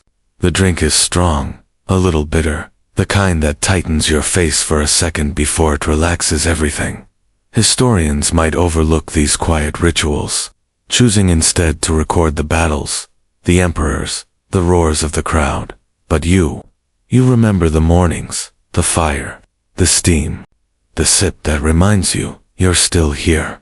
You sit back against the wall, cradling the cup between your palms, as warmth seeps into your fingers, and the day, slowly, begins to open its eyes. After the warmth of the morning brew fades, you find yourself in the training yard again. Early, before the sun fully clears the walls, the shadows are long, and the dirt beneath your sandals still clings to the night's coolness. You take your place near the rack and choose a practice. Sword, a rudy's, wooden, heavy, and slightly splintered at the hilt. The balance is off, but you know how to correct for it without thinking now. Next to the rack, a small clay bowl waits. Inside, chalk dust pale and dry, like sifted bone. You dip your hands in, coating your palms. It clings to your skin, soft at first, then tightening as the dryness spreads. You rub some along the grip of the rudies, watching the fine powder settle into the grain. It squeaks slightly as it meets the wood. There's something soothing about the ritual. Chalk, grip, breathe, test the weight. Swing once, adjust, swing again. Nearby, other fighters are doing the same.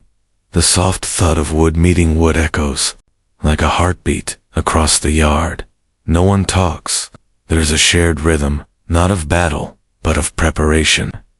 Your first few swings are cautious, warming the muscles, reminding the body of its tasks. Then they flow shoulder, wrist, elbow, feet, not thinking, just doing. Historians sometimes argue whether gladiators trained every day. Some say they rested more than we assume, to preserve their bodies for the games. Others insist they trained obsessively, sometimes more than soldiers. All you know is, this is how you find your center. Chalk dust floats around your face, catching the light like ash from a tiny, personal fire.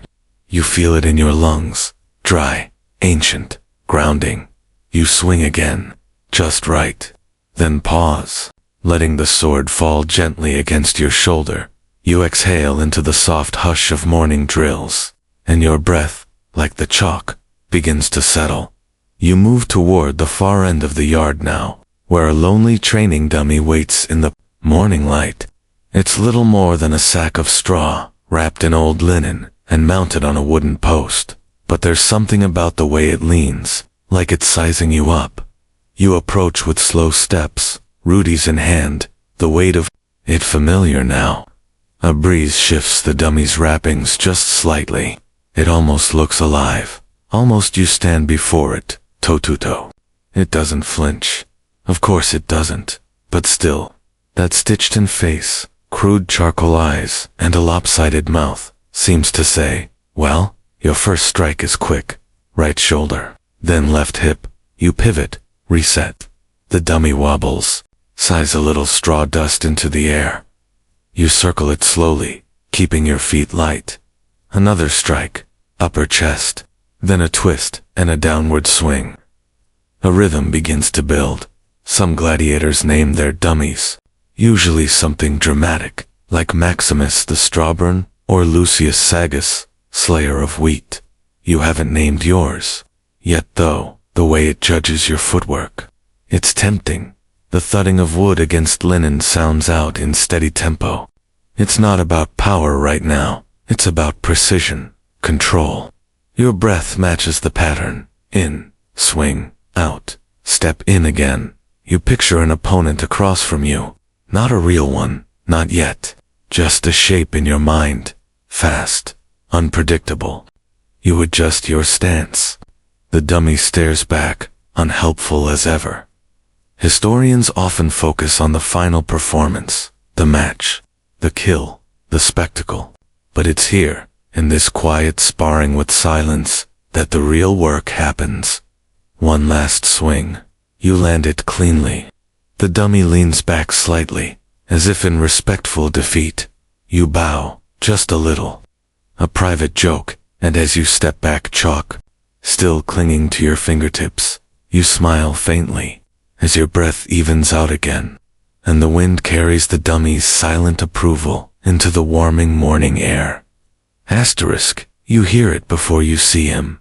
That sharp, brief tweet of the whistle, piercing, precise, and profoundly irritating when it slices through your thoughts.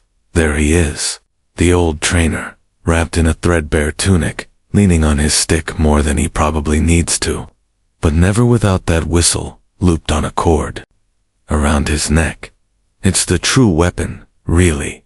Not the staff, not his voice, just that whistle. He doesn't speak much, doesn't need to. A nod here, a grunt there. One long whistle means form's off, two short ones. You're about to embarrass your ancestors. You straighten up instinctively, muscles reacting before your mind does. That's the effect he has.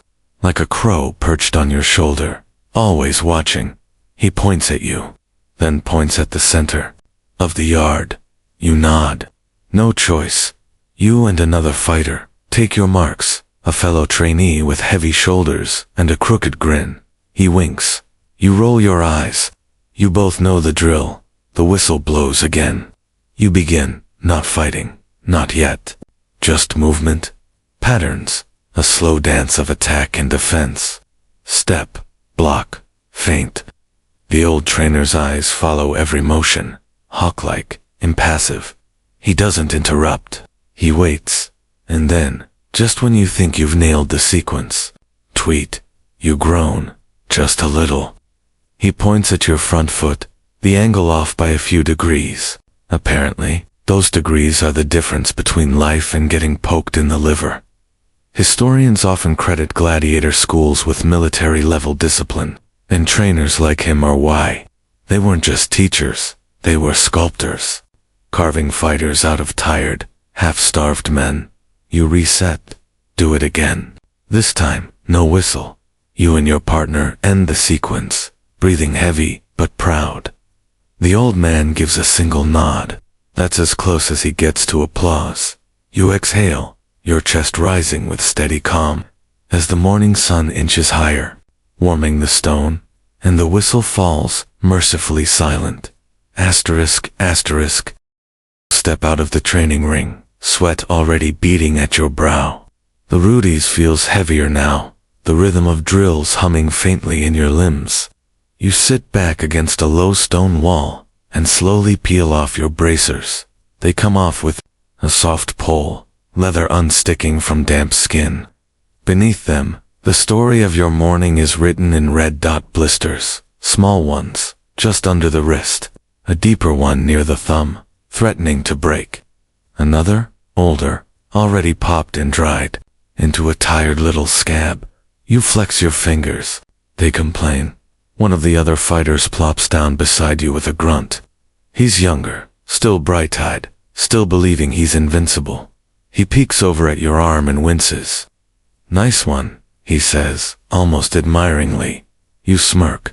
Want it? He laughs, then starts inspecting his own wounds. It's an unspoken tradition, the daily blister check. They say when you stop getting them, it means either your hands have hardened, or you've stopped trying. You reach into a pouch, tucked near your belt, and pull out a scrap of linen and a smear of thick, herbal balm pine resin and goose fat. You rub it gently into the worst one, the sting sharp at first, then fading to a dull hum. Some historians suggest that gladiators were given better medical care than ordinary citizens. After all, you're an investment, an expensive one. You may face death daily, but you're patched up with remarkable speed. You rewrap your hand carefully, not too tight. The linen sticks a bit, but it holds. A breeze lifts across the yard, drying the sweat at your temple. You lean your head back, eyes closed for just a moment, and in the quiet, your fingers uncurl, the pain softening as the world narrows down to breath, linen, and sun-warmed stone. Asterisk later. After the drills have slowed, and the yard hums with fatigue, you wander toward the armory not to fight, but to care. You step inside the low, shaded room, and instantly, the air changes. It's cooler here, still, thicker, and filled with the unmistakable scent of oiled iron and old leather. It wraps around you like a cloak, heavy, metallic, a little sweet. There's a quiet intimacy to it, like you're in the presence of something old and proud, but not boastful. Benches line the walls, each scattered with pieces of armor in various states of wear. Greaves stacked in corners, helmets hanging like sleeping, bats from wooden pegs, breastplates dull with use. You find your set, familiar dents and scratches, almost like signatures. You lay it out carefully, piece by piece. Then, you begin. You take a rag and dip it into a pot of oil, olive-based, thickened with resin and something bitter. The rag drags along the edge of your helmet with a soft, slow hiss. You press into the grooves, into the joints, into the places that saw too much last time. The act isn't glamorous. It isn't fast, but there's a kind of reverence to it, like brushing the mane of a battle-weary horse. One of the older fighters passes behind you, nodding in approval. He doesn't say anything, just a nod. That's enough. Historians love to debate the quality of gladiator armor. Some say it was cheap, for show. Others argue it was customized, carefully balanced, protective where it counted, meant to keep you alive just long enough. You're not thinking about that, though. You're focused on a small scratch near the collar. You rub it gently, almost fondly. Outside, the sun warms the stones. Inside, the armor shines softly in your hands, and with every slow motion, your breath matches the pace of the rag, smoother, quieter, until all you hear is the oil and your own calm heartbeat. You lift the helmet slowly, not out of haste, but habit. It's always heavier than you remember. Solid bronze, rounded and unforgiving, with narrow eye slits and a grill across the mouth like a silent snarl. You rest it in your lap for a moment, letting your fingers trace the ridges. There's a small dent on the crown, a gift from a wooden staff last week. It still hums when you press on it. A memory etched in metal. Inside the helmet, the lining is dark with sweat. You've padded it with scraps of cloth over time, old tunic bits, a lost sock, maybe even part of a borrowed rag you never returned. Practical comfort. You lift it again, this time with intention. It slides over your head with a low, hollow sound, like stepping into a cave. The world changes. Instantly, sound dulls. Light narrows. Your breath echoes back at you. You can hear your own pulse, a soft drum behind the ears. It smells of old iron, of oil and skin. Not unpleasant, just close, personal. You turn your head slowly, eyes scanning through the narrow slits. Everything feels further away, as if you're watching the world through a mask someone else wore before you. And maybe you are. These helmets often outlive their owners, passed down, reused, worn by dozens of men, all with the same choice: fight well or fall fast. Some scholars argue these helmets were designed to dehumanize, not just protect, to make you look more beast than man, to feed the crowd's need for something other. You sit there for a moment longer, unmoving, breathing slow and steady inside this bronze bubble. Then you lift it off, gently, as if returning it to sleep. And the world returns, softer now, quieter, edged with sunlight, as your breath falls into rhythm with the clink of metal and the silence of old battles remembered. Asterisk, you step outside, leaving the armory's shadow behind, and walk toward the courtyard's far edge where the stone cistern rests, half sunk into the ground, ringed by moss and shade. The air is warmer now, sun high and golden, but here by the cistern, the breeze finds you again, light, gentle, like someone brushing your cheek with a ribbon. You kneel by the basin. Its stone lip is smooth from years of palms, elbows, and tired foreheads. The water inside is dark, still, and impossibly clear. You can see your face softened by ripples, warped like a dream. You reach in with both hands. The chill hits instantly, wrapping around your fingers like glass. You bring a handful to your mouth, sip, then pour the rest down the back of your neck. Goosebumps rise. Your spine arches. You exhale a quiet "ha," not pain, just surprise. Nearby, another fighter dunks an entire cloth in and wrings it out over his head. His groan of relief echoes off the courtyard walls. Someone else laughs sleepily. Even exhaustion has its small joys. There's talk that the cistern was once part of a villa, long before the training school was built here. The Romans repurpose everything, even underground springs, even people. You soak a strip of linen and drape it across your forearms, feeling the heat leach away, replaced by something weightless. A beetle skims the surface of the water, leaving a thin trail like ink on glass. You watch it for a moment, mesmerized by its slow determination. No one hurries near the cistern. Time bends here. It trickles. It listens. You close your eyes, letting the coolness settle into your bones, your shoulders, your thoughts. And as a droplet falls from your hair into the waiting water below, you feel your breath slow again, deeper, quieter, like the cistern itself is teaching you how to rest. Asterisk, you wander away from the yard now, towel slung over your shoulder, feet kicking up little clouds of dust with every soft step. There's a tree near the edge of the barracks, an old olive, tree gnarled and stubborn, older than the school, maybe even older than the city walls. Its bark is deeply furrowed, like folded cloth or aged skin. Twisted branches stretch out in lazy curls, casting a dappled net of shadows across the ground. The leaves flutter gently, whispering secrets to each other in the breeze. You settle beneath it with a satisfied sigh, letting your back press into the trunk. It's not smooth, not comfortable in the usual sense, but it feels real, grounding. Ancient dot above, the sunlight flickers through the canopy, making patterns dance across your arms and tunic. You can almost imagine the tree murmuring too. You, its rustling leaves like a voice too old and too slow to form words. They say olive trees were sacred to many Greeks, Romans, even gods. To Minerva, goddess of wisdom and war. Not a bad patron, if you think about it.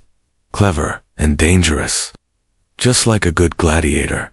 You run your fingers through the dusty soil at your side and find a fallen olive, small, hard, shriveled, not meant for eating, but it holds the memory of fruit, of growth, of something more than this place. Nearby, someone's humming, a soft, tuneless tune. It drifts over to you and mingles with the leaves, a lullaby for no one in particular. You lean your head back and close your eyes, letting the sound wash over you, letting the shade press gently against your skin like a soft hand. And as the olive branches whisper above, and the wind braids through your hair, you feel your breathing ease, like the earth itself is inviting you to pause, just for a moment, in this hush of living history. Asterisk. You slip off your sandals and press your bare feet into the training grounds, sand warm now, from the midday sun, grainy, uneven, and familiar. It clings between your toes like flowery dust, soft at first, then scratchy in spots where it's gathered in little ridges from all the movement today. You curl your toes into it, slowly.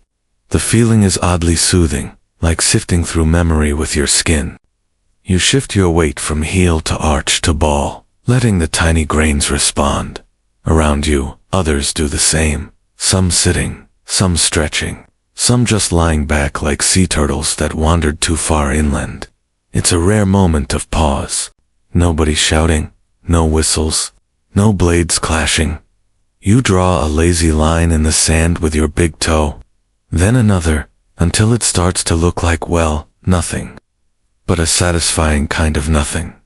There's a story one of the veterans told, half serious, half mockery, about how Roman sand was blessed, that it was shipped in from special regions to coat the arena floors, hand-picked by priests. Not true, probably. But when you feel it shift beneath your soles, you understand why someone might think it sacred. After all, this is the same sand that catches sweat, blood, cheers, falls. It remembers everything. You dig your heel in deeper. The warm layer gives way to cooler earth, below damper, darker. A small bird hops nearby, pecking curiously at a scrap of bread left behind. Your breathing matches the breeze again. Inhale, hold, exhale, like a slow tide rolling in and out. And as your feet nestle deeper into the sand, you imagine the arena. For a moment, larger, louder, but this here, now, is still, private. Yours. The sun shifts slightly above, and the grains of sand glint like stars trapped in dust. As your thoughts grow heavier, slower, gently pulled toward the quiet weight of the earth beneath you.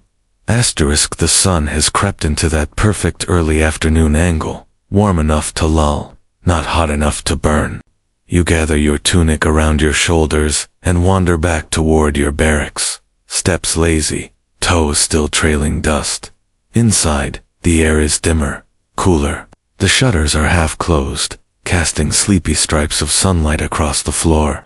A few, others are already curled on their cots, sprawled in awkward, limb-heavy shapes, boots still on, one snoring softly, like a purring cat with sinus problems. You find your own place. Nothing grand. A thin mattress stuffed with straw, a wooden frame that creaks when you breathe too hard, and your scratchy wool blanket, ever faithful, ever slightly itchy. You sit, then lie back slowly, the aches in your muscles stretching like old dogs settling in for rest. The blanket smells faintly of smoke and lavender. Someone tucked a sprig of it beneath the cot last week, a tiny act of rebellion against a stink of sweat and iron. You pull the blanket over your legs. It resists, slightly, always a little. Stiff, but there's something comforting in its coarse texture. Like the familiar roughness of a friend's bad jokes. Your eyes flicker open, then closed again. You listen to the little sounds, the creak of a cot, a quiet cough, a sparrow chirping just beyond the shutters. Some scholars write that gladiators rarely had true rest, always watched, always ready. But here, in this quiet patch of day, there's peace. Not much, but enough. Your hand brushes the edge of the blanket, fingers trailing the frayed edge. The warmth seeps in, not just from the wool, but from the shared quiet, a wordless agreement that, for now, you're safe. And as the shadows stretch longer across the floor, your breath deepens, sinking into rhythm with the silence. The scratchy fabric hugging you like memory, and your thoughts begin to dissolve, one yawn at a time, into the drifting stillness of a well-learned nap. The world narrows to a point behind your eyelids. You're not fully asleep, not quite awake. Somewhere between the two, balanced like a leaf on still water. Your body is heavy, deliciously so. Muscles slack, limbs distant, the kind of heaviness that comes not from burden, but from surrender. Your mind begins to float. At first, just flickers images without story. The glint of a helmet, the sweep of sand, a fig split open, sticky and sweet. Someone's laughter, yours. Hard to tell. You dream of training, but without the pain. Movements like dance, fluid, effortless. Your wooden sword feels like air in your hand, spinning and slicing arcs into a sky that doesn't exist. You see the crowd, but they don't shout. They hum, low, harmonious. A sound that vibrates through your bones like distant thunder wrapped in velvet. Someone, a familiar face from the barracks, maybe is there beside you. They hand you a cup. It's cool. Tastes like honey and smoke. You drink it slowly. The warmth spreads. In the dream, the arena floor is covered, not in sand, but soft moss. Each step muffled, gentle. Even the beasts look tamed. One lion pads up, beside you, yawns and curls up at your feet like an overgrown house cat. Sleep scientists today might say, this is the brain reordering memory, healing through symbolic nonsense. But in ancient Rome, dreams were messages from the gods, and this one feels like a gift. The edges of the dream start to fade, but not fast, not sharp, just dissolving like ink in warm water. And as your breathing settles even deeper, and the outside world slips further from reach, the dream lingers at the edge of your mind, tender and golden. While you rest in that sacred, silent space between waking and forgetting, you wake slowly, not with a start, but with the gentle return of sound. At first, just the soft creak of wood shifting beneath your weight. Then, the faint cooing of pigeons nesting in the eaves, and, more subtly, the cool hum of silence pressing against the stone walls. These walls have seen everything, carved from thick local rock, patched with older bricks from who knows what ruin before. Some of the graffiti etched into them is so faded, it looks like shadows trapped in mortar. You trace your fingers along the stone next to your cot. The surface is uneven, warm where the sun touched it earlier, cool in the hollows. There's a name scratched there, Caius. Probably long gone, or maybe still here, sleeping just a few feet away. Gladiator names blur into myth quickly. You wonder how many people have rested against this very wall. How many hearts thudded against it. How many whispered prayers or curses into the cracks before stepping into the arena. A gentle breeze sneaks through the shutter slats, rustling the blanket around your ankles. The scent in the room has shifted. A mix of linen, dried sweat, and something baking nearby. Flatbread maybe, with herbs. Hunger rises faintly, but it doesn't rush. It strolls. You sit up slowly. The mattress crunches beneath you. Outside, you hear someone sharpening a blade, that familiar shhhk. Shhhk, a soft rhythm, almost musical when you're this relaxed. Everything is slower now. Every sound echoes longer in the still air. The walls don't just contain the space. They seem to hold time itself, stretching it, softening it, and as you sit in the quiet, letting the stone warm your back, again, your breath returns to its calm, steady beat, like the pulse of the walls themselves, ancient, watching, and patient as ever. Asterisk, you step out into the corridor, still warm from rest, your tunic rumpled and eyes half-lidded. There's a smell in the air now, unmistakable, primal bread. Fresh, yeasty, with a crisp edge of charred crust. You follow it, barefoot and aimless, like a moth to a torch. In the training yard's far corner, someone has laid out a small spread. Nothing fancy, just a low wooden board set on a crate, with a stack of flatbread, a clay dish of olives, and a shallow bowl of olive oil, golden and green. You take a piece. The bread is warm in your hands, soft in the middle, crisp at the edges. You tear off a bite and dip it lightly in the oil. It coats your tongue with peppery richness, then fades into something light and floral. The olives are briny, slightly bitter, the kind that make you pause and pucker just a little before reaching for another. You do. Obviously, it's quiet here. Just a couple of others sitting cross-legged in the dirt, chewing slowly, eyes glazed with thought. No one talks.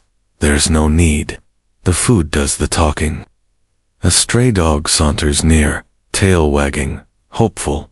You toss it a crust end. It snatches at midair, trots away like it just won the forum lottery. You remember someone, a retired lanista, maybe once told you that the body doesn't crave glory. It craves salt, warmth, and rest. Seems fair. You lie back in the grass, nibbling the last bit of your bread, the oil still on your fingertips. The sky above is soft now, a hazy blue with hints of amber curling at the edges.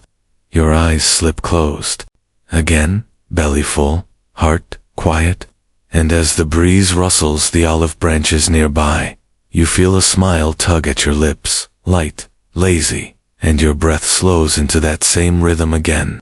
One chew, one sigh, one dream at a time.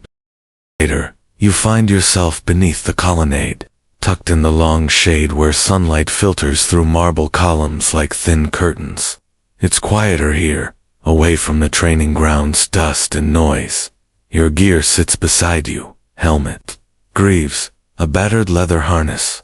Not shining, not ceremonial, just used. You pull the harness into your lap and begin working a rough cloth over the worn leather, slow and deliberate. The oil seeps into your fingers as you rub it in, the scent rising, earthy, rich, with hints of old sweat and something like pine.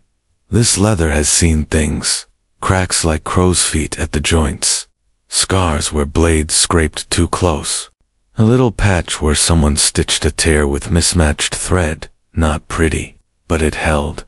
There's peace in the repetition.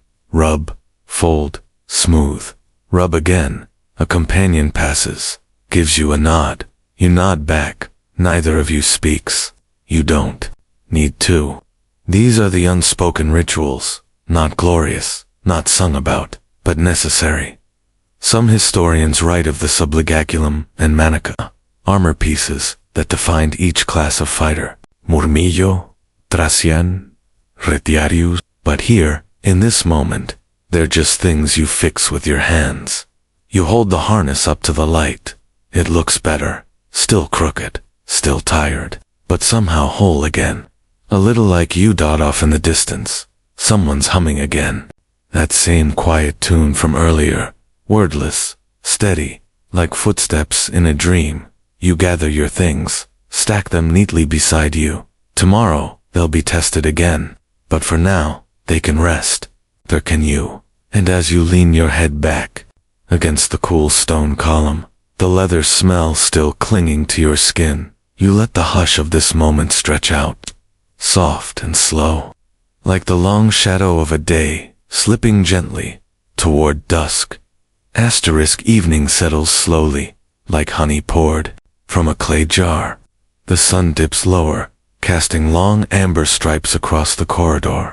You wandered toward a small annex at the edge of the compound, a little room used for polishing, cleaning, and sometimes, quietly, thinking they call it the lantern room. Inside, the light is dim, but deliberate. A single hanging lantern sways gently from the ceiling, its bronze frame warm with age. The flame dances behind the glass, casting flickers across the stone walls. You kneel beside it, stretching your hands near the glow, feeling its soft heat play over your knuckles. The room smells faintly of beeswax, smoke, and old wood. On a shelf, someone has left a few odds and ends, a folded cloth, a small carving of a bird, half finished, a feather, a wax seal. None of it makes sense together, but all of it feels sacred, like offerings from people trying, in their own quiet ways, to hold on to something that isn't sand or steel. You sit in silence. The flame makes a tiny hiss, now and then, like it's whispering something only the walls understand. Some say gladiators weren't allowed lives outside the arena, that they were property, machines of violence. But moments like this, they slip through, like light through fingers. You close your eyes, just briefly, the lantern's heat still on your face.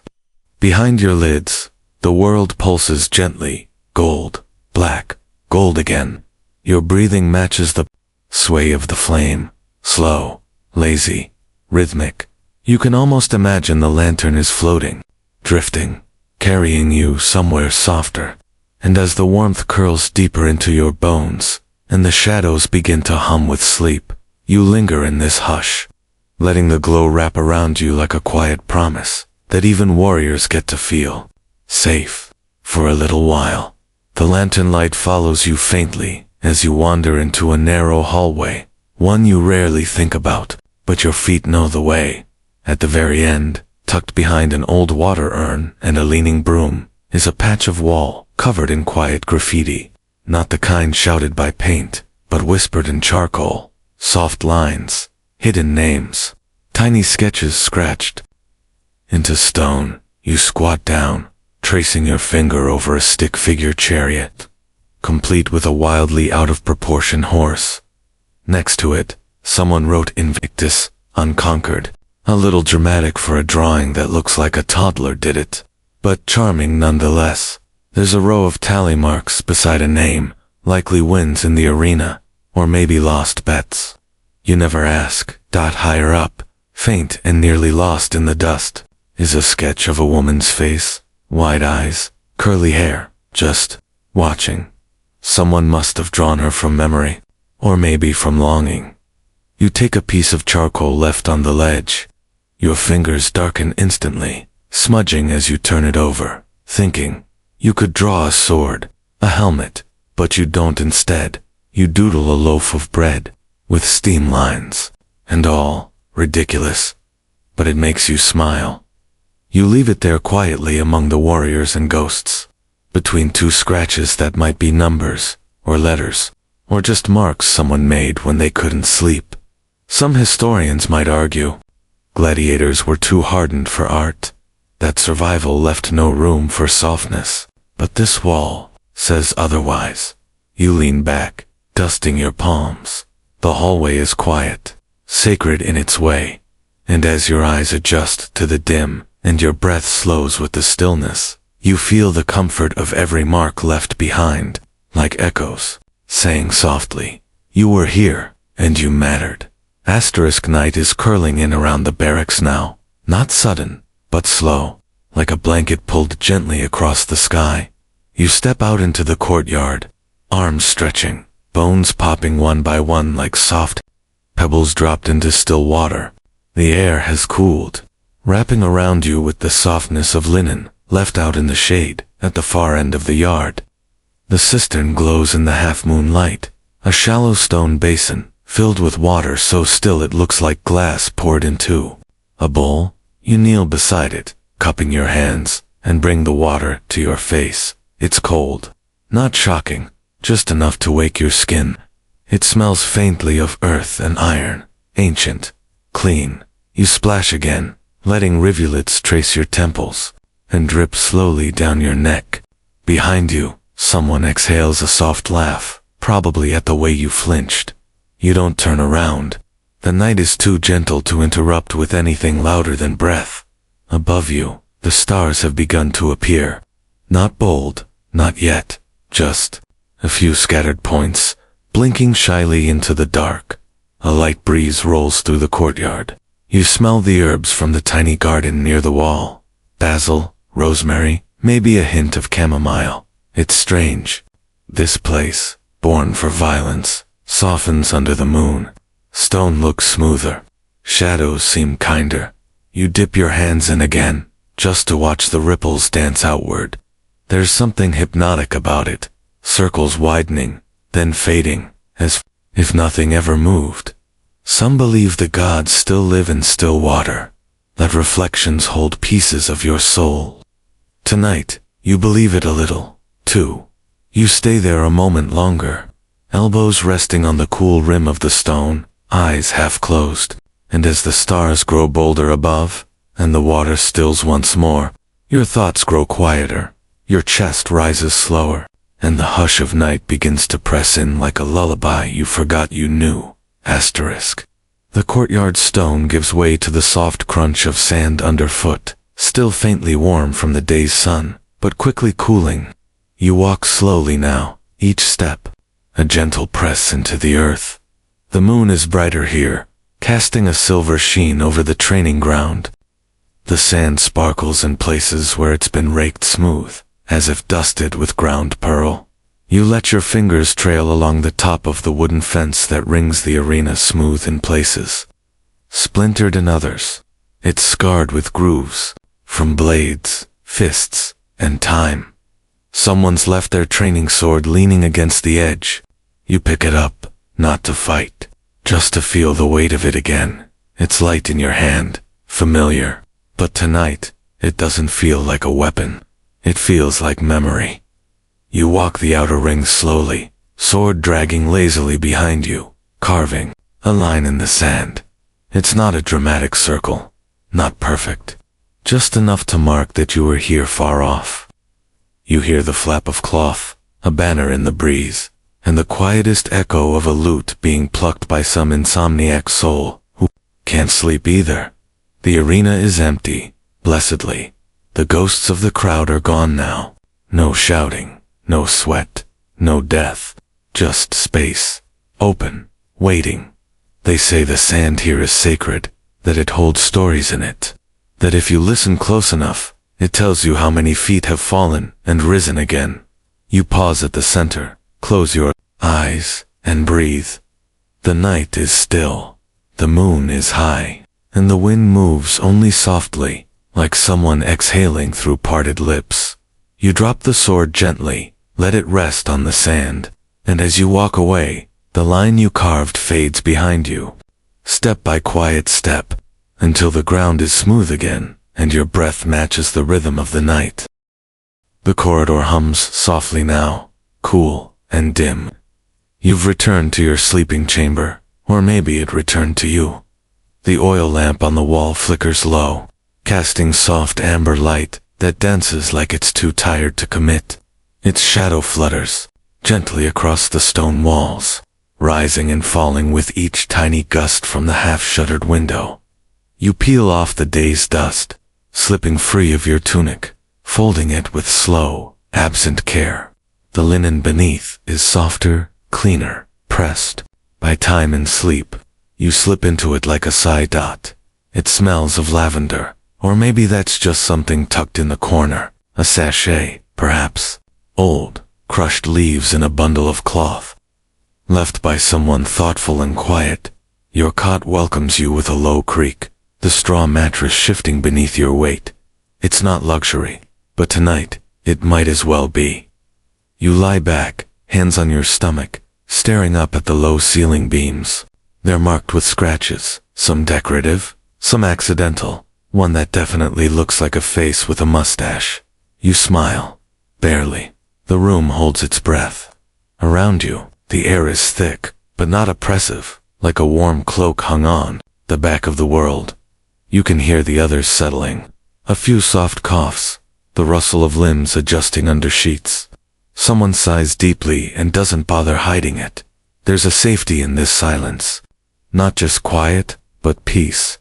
You pull the light blanket up over your chest, feeling its weight settle across you like a sandbag of comfort. And as the lantern's flame dips lower, lower still, and your lids begin to sink, heavy and full of everything and nothing, you let your thoughts melt gently into the cotton folds, your breath steady, and the hush of linen holds you close, like arms you trust without needing to remember why. The room breathes around you, not in words or motion, but in soft sounds, a living sleeping rhythm, shared by many. To your left, someone lets out a slow snore, not harsh, but fluttery, like a tired bull with a cold. It rises and falls, then fades into a sigh. Across the room, a foot shifts under a blanket. A creaky bed frame groans once, just once, then quiets again. You lie still, eyes closed now, body cocooned in stillness. There's a weightless quality to this kind of tired, not the aching exhaustion of combat or training, but the floaty fatigue that settles in gently, like dust on warm stone. You focus on the sounds, the distant rustle of straw, the faint drip of water from a cistern pipe, a gentle breeze whistling through a crack in the shutter. It's all there, weaving together into a nighttime lullaby. It's strange. You think how this room filled with men trained to kill could sound so much like a nursery.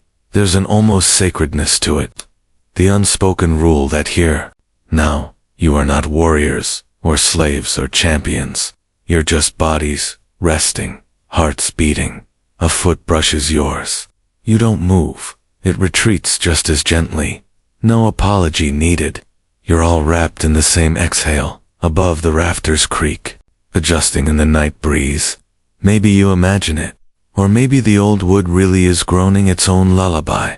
You feel yourself drifting, not falling, floating, softly, as if sleep is lifting you, not dragging you under. And as the room sighs once more, as the snores settle into deeper rhythms, you let yourself dissolve into that shared silence. One slow heartbeat at a time, one soft breath deeper into the dark. Sleep has nearly claimed you, but you hover in that soft in-between, where dreams begin to stir, like fish beneath the surface of a still pond. Your eyelids are closed, but light flickers behind them. Not lanterns or moonlight now, but scenes, shapes, flickers of memory and imagination, dancing together in a dream's quiet language. You see sand, not as a battlefield, but as a beach, soft, endless, kissed by warm waves that curl like silk. Ribbons. The sound of cheering fades away, replaced by gulls, lazy and content. Circling the sun. Someone calls your name, but it's distorted, stretched into something musical, like it's being sung through water. You don't answer, not out of fear, just curiosity. You turn slowly in this dream place. There's a table set for a meal in the middle of the sand. Bread, still warm, olives in a chipped bowl, wine in a clay cup. Everything simple, everything perfect. You sit, and no one else. is there, but you don't feel alone. It's quiet here, and that quiet is full. They say dreams were messages from the gods, or memories from another life. Some even believed they were practiced soft rehearsals for the next world. You pick up the cup, raise it toward no one in particular, and drink. The wine tastes like laughter, like the color red, like something you forgot you missed. A breeze moves across your skin, not Rome's dry wind, but something gentler, seekest. Sleep-washed, the dream shifts, but you don't resist. You breathe in, and the scent is lavender, leather, and something sweet you can't name. And as your body sinks deeper into the cot, deeper into the hush of the room, your mind drifts further into that dream where nothing is sharp, nothing is loud, and even the echoes whisper only what you're ready to hear. Asterisk somewhere. Far off in sleep, the arena reappears, not as it was during the day, roaring with heat and blood and spectacle, but hushed, empty, sacred. The stands are silent now. The wood of the seats glows faintly silver under the moonlight, as if brushed with ash. The sand has no footprints, not one. It's smooth, calm. You walk through the open gate, barefoot. The ground is cool beneath you. There's no weapon in your hand, no armor clinking at your side. Just linen, just quiet. And yet, you are not. Alone, bait figures move slowly along the edge of the arena. Faint, not frightening. Shapes made of mist, or memory. Old warriors. Some you knew, others, only from stories. They do not speak. They nod, once. That's all. Recognition, respect. One sits on the edge of the arena, sharpening a blade that doesn't exist. Another lies back in the sand, arms behind their head, gazing at stars that lived and died long ago. There's no fear here, no need to prove anything. Just presence. The ghosts do not ask who won or lost. They do not measure your worth in victories. They seem to ask only one thing. Did you endure? And in this dream space, in this moonlit hush, you feel yourself answer without words. Yes. You step slowly to the center of the sand. The ghosts don't follow. They fade, one by one, as gently as they arrived, leaving only the silence behind. You lie down on the cool earth, arms stretched out, the sky enormous above you. The stars blink, steady, slow, eternal dot. And as your dream self sinks into the soft sand, your breath slows even further, chest rising like a wave, falling like sleep, until only the stars are watching, and even they seem sleepy now. Asterisk somewhere. In the heart of the barracks, a single oil lamp still burns, small, steady, and low. Its flame dances lazily, flickering shadows across the curved stone wall, like brushstrokes. You're barely awake now.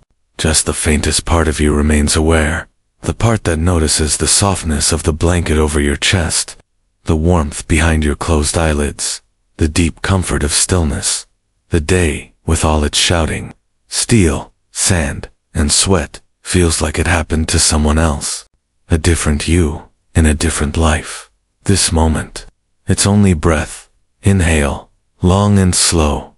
Exhale, softer than a whisper. Somewhere, a coal settles in the brazier, with a quiet pop. A final exhale of warmth. You don't open your eyes. There's no need. Everything is slowing now. Even time. No battles. No training. No crowd. Just the smallest glow of peace. The kind that creeps in when no one is watching, and nothing is expected of you. You feel the weight of the day melt from your shoulders, drip by drip, until there's nothing left but your breath and the night. Historians may argue what mattered most in a gladiator's life. Was it glory, freedom, survival? But here, now, in this hush, it's none of those. It's sleep, a gift no one can steal. You roll gently onto your side. The mattress creaks softly beneath you. The last ember in the lamp flickers, flutters, fades dot, and as darkness folds over you like the final page of a quiet story, you breathe in one last deep, restful breath. and let everything else go. Asterisk, and now, there is only stillness. The story has quieted, the warriors have laid down their arms, and even the ghosts of the arena have curled into silence. Your body is heavy now, but not weighed down, just anchored, gently tethered to the softness beneath you. No more footsteps, no more shouting crowds. Just the slow, rhythmic hum of your own breath, in and out. The muscles that once braced for battle are loose now, your jaw unclenched, your hands open. The night wraps around you completely, not like a trap, but like a soft wool cloak, stitched with dreams and starlight. If thoughts arise, let them drift past like smoke. No need to catch them, no need to name them. They'll fade, just as the Colosseum faded into shadow, just as the sand forgot the sound of war. Let your mind drift, let your breath deepen, let the final traces of wakefulness melt from your skin, until all that's left is calm. You are safe, you are warm, you are here, and sleep is already waiting. Good night, brave dreamer. Rest now. You've made it through. You're home.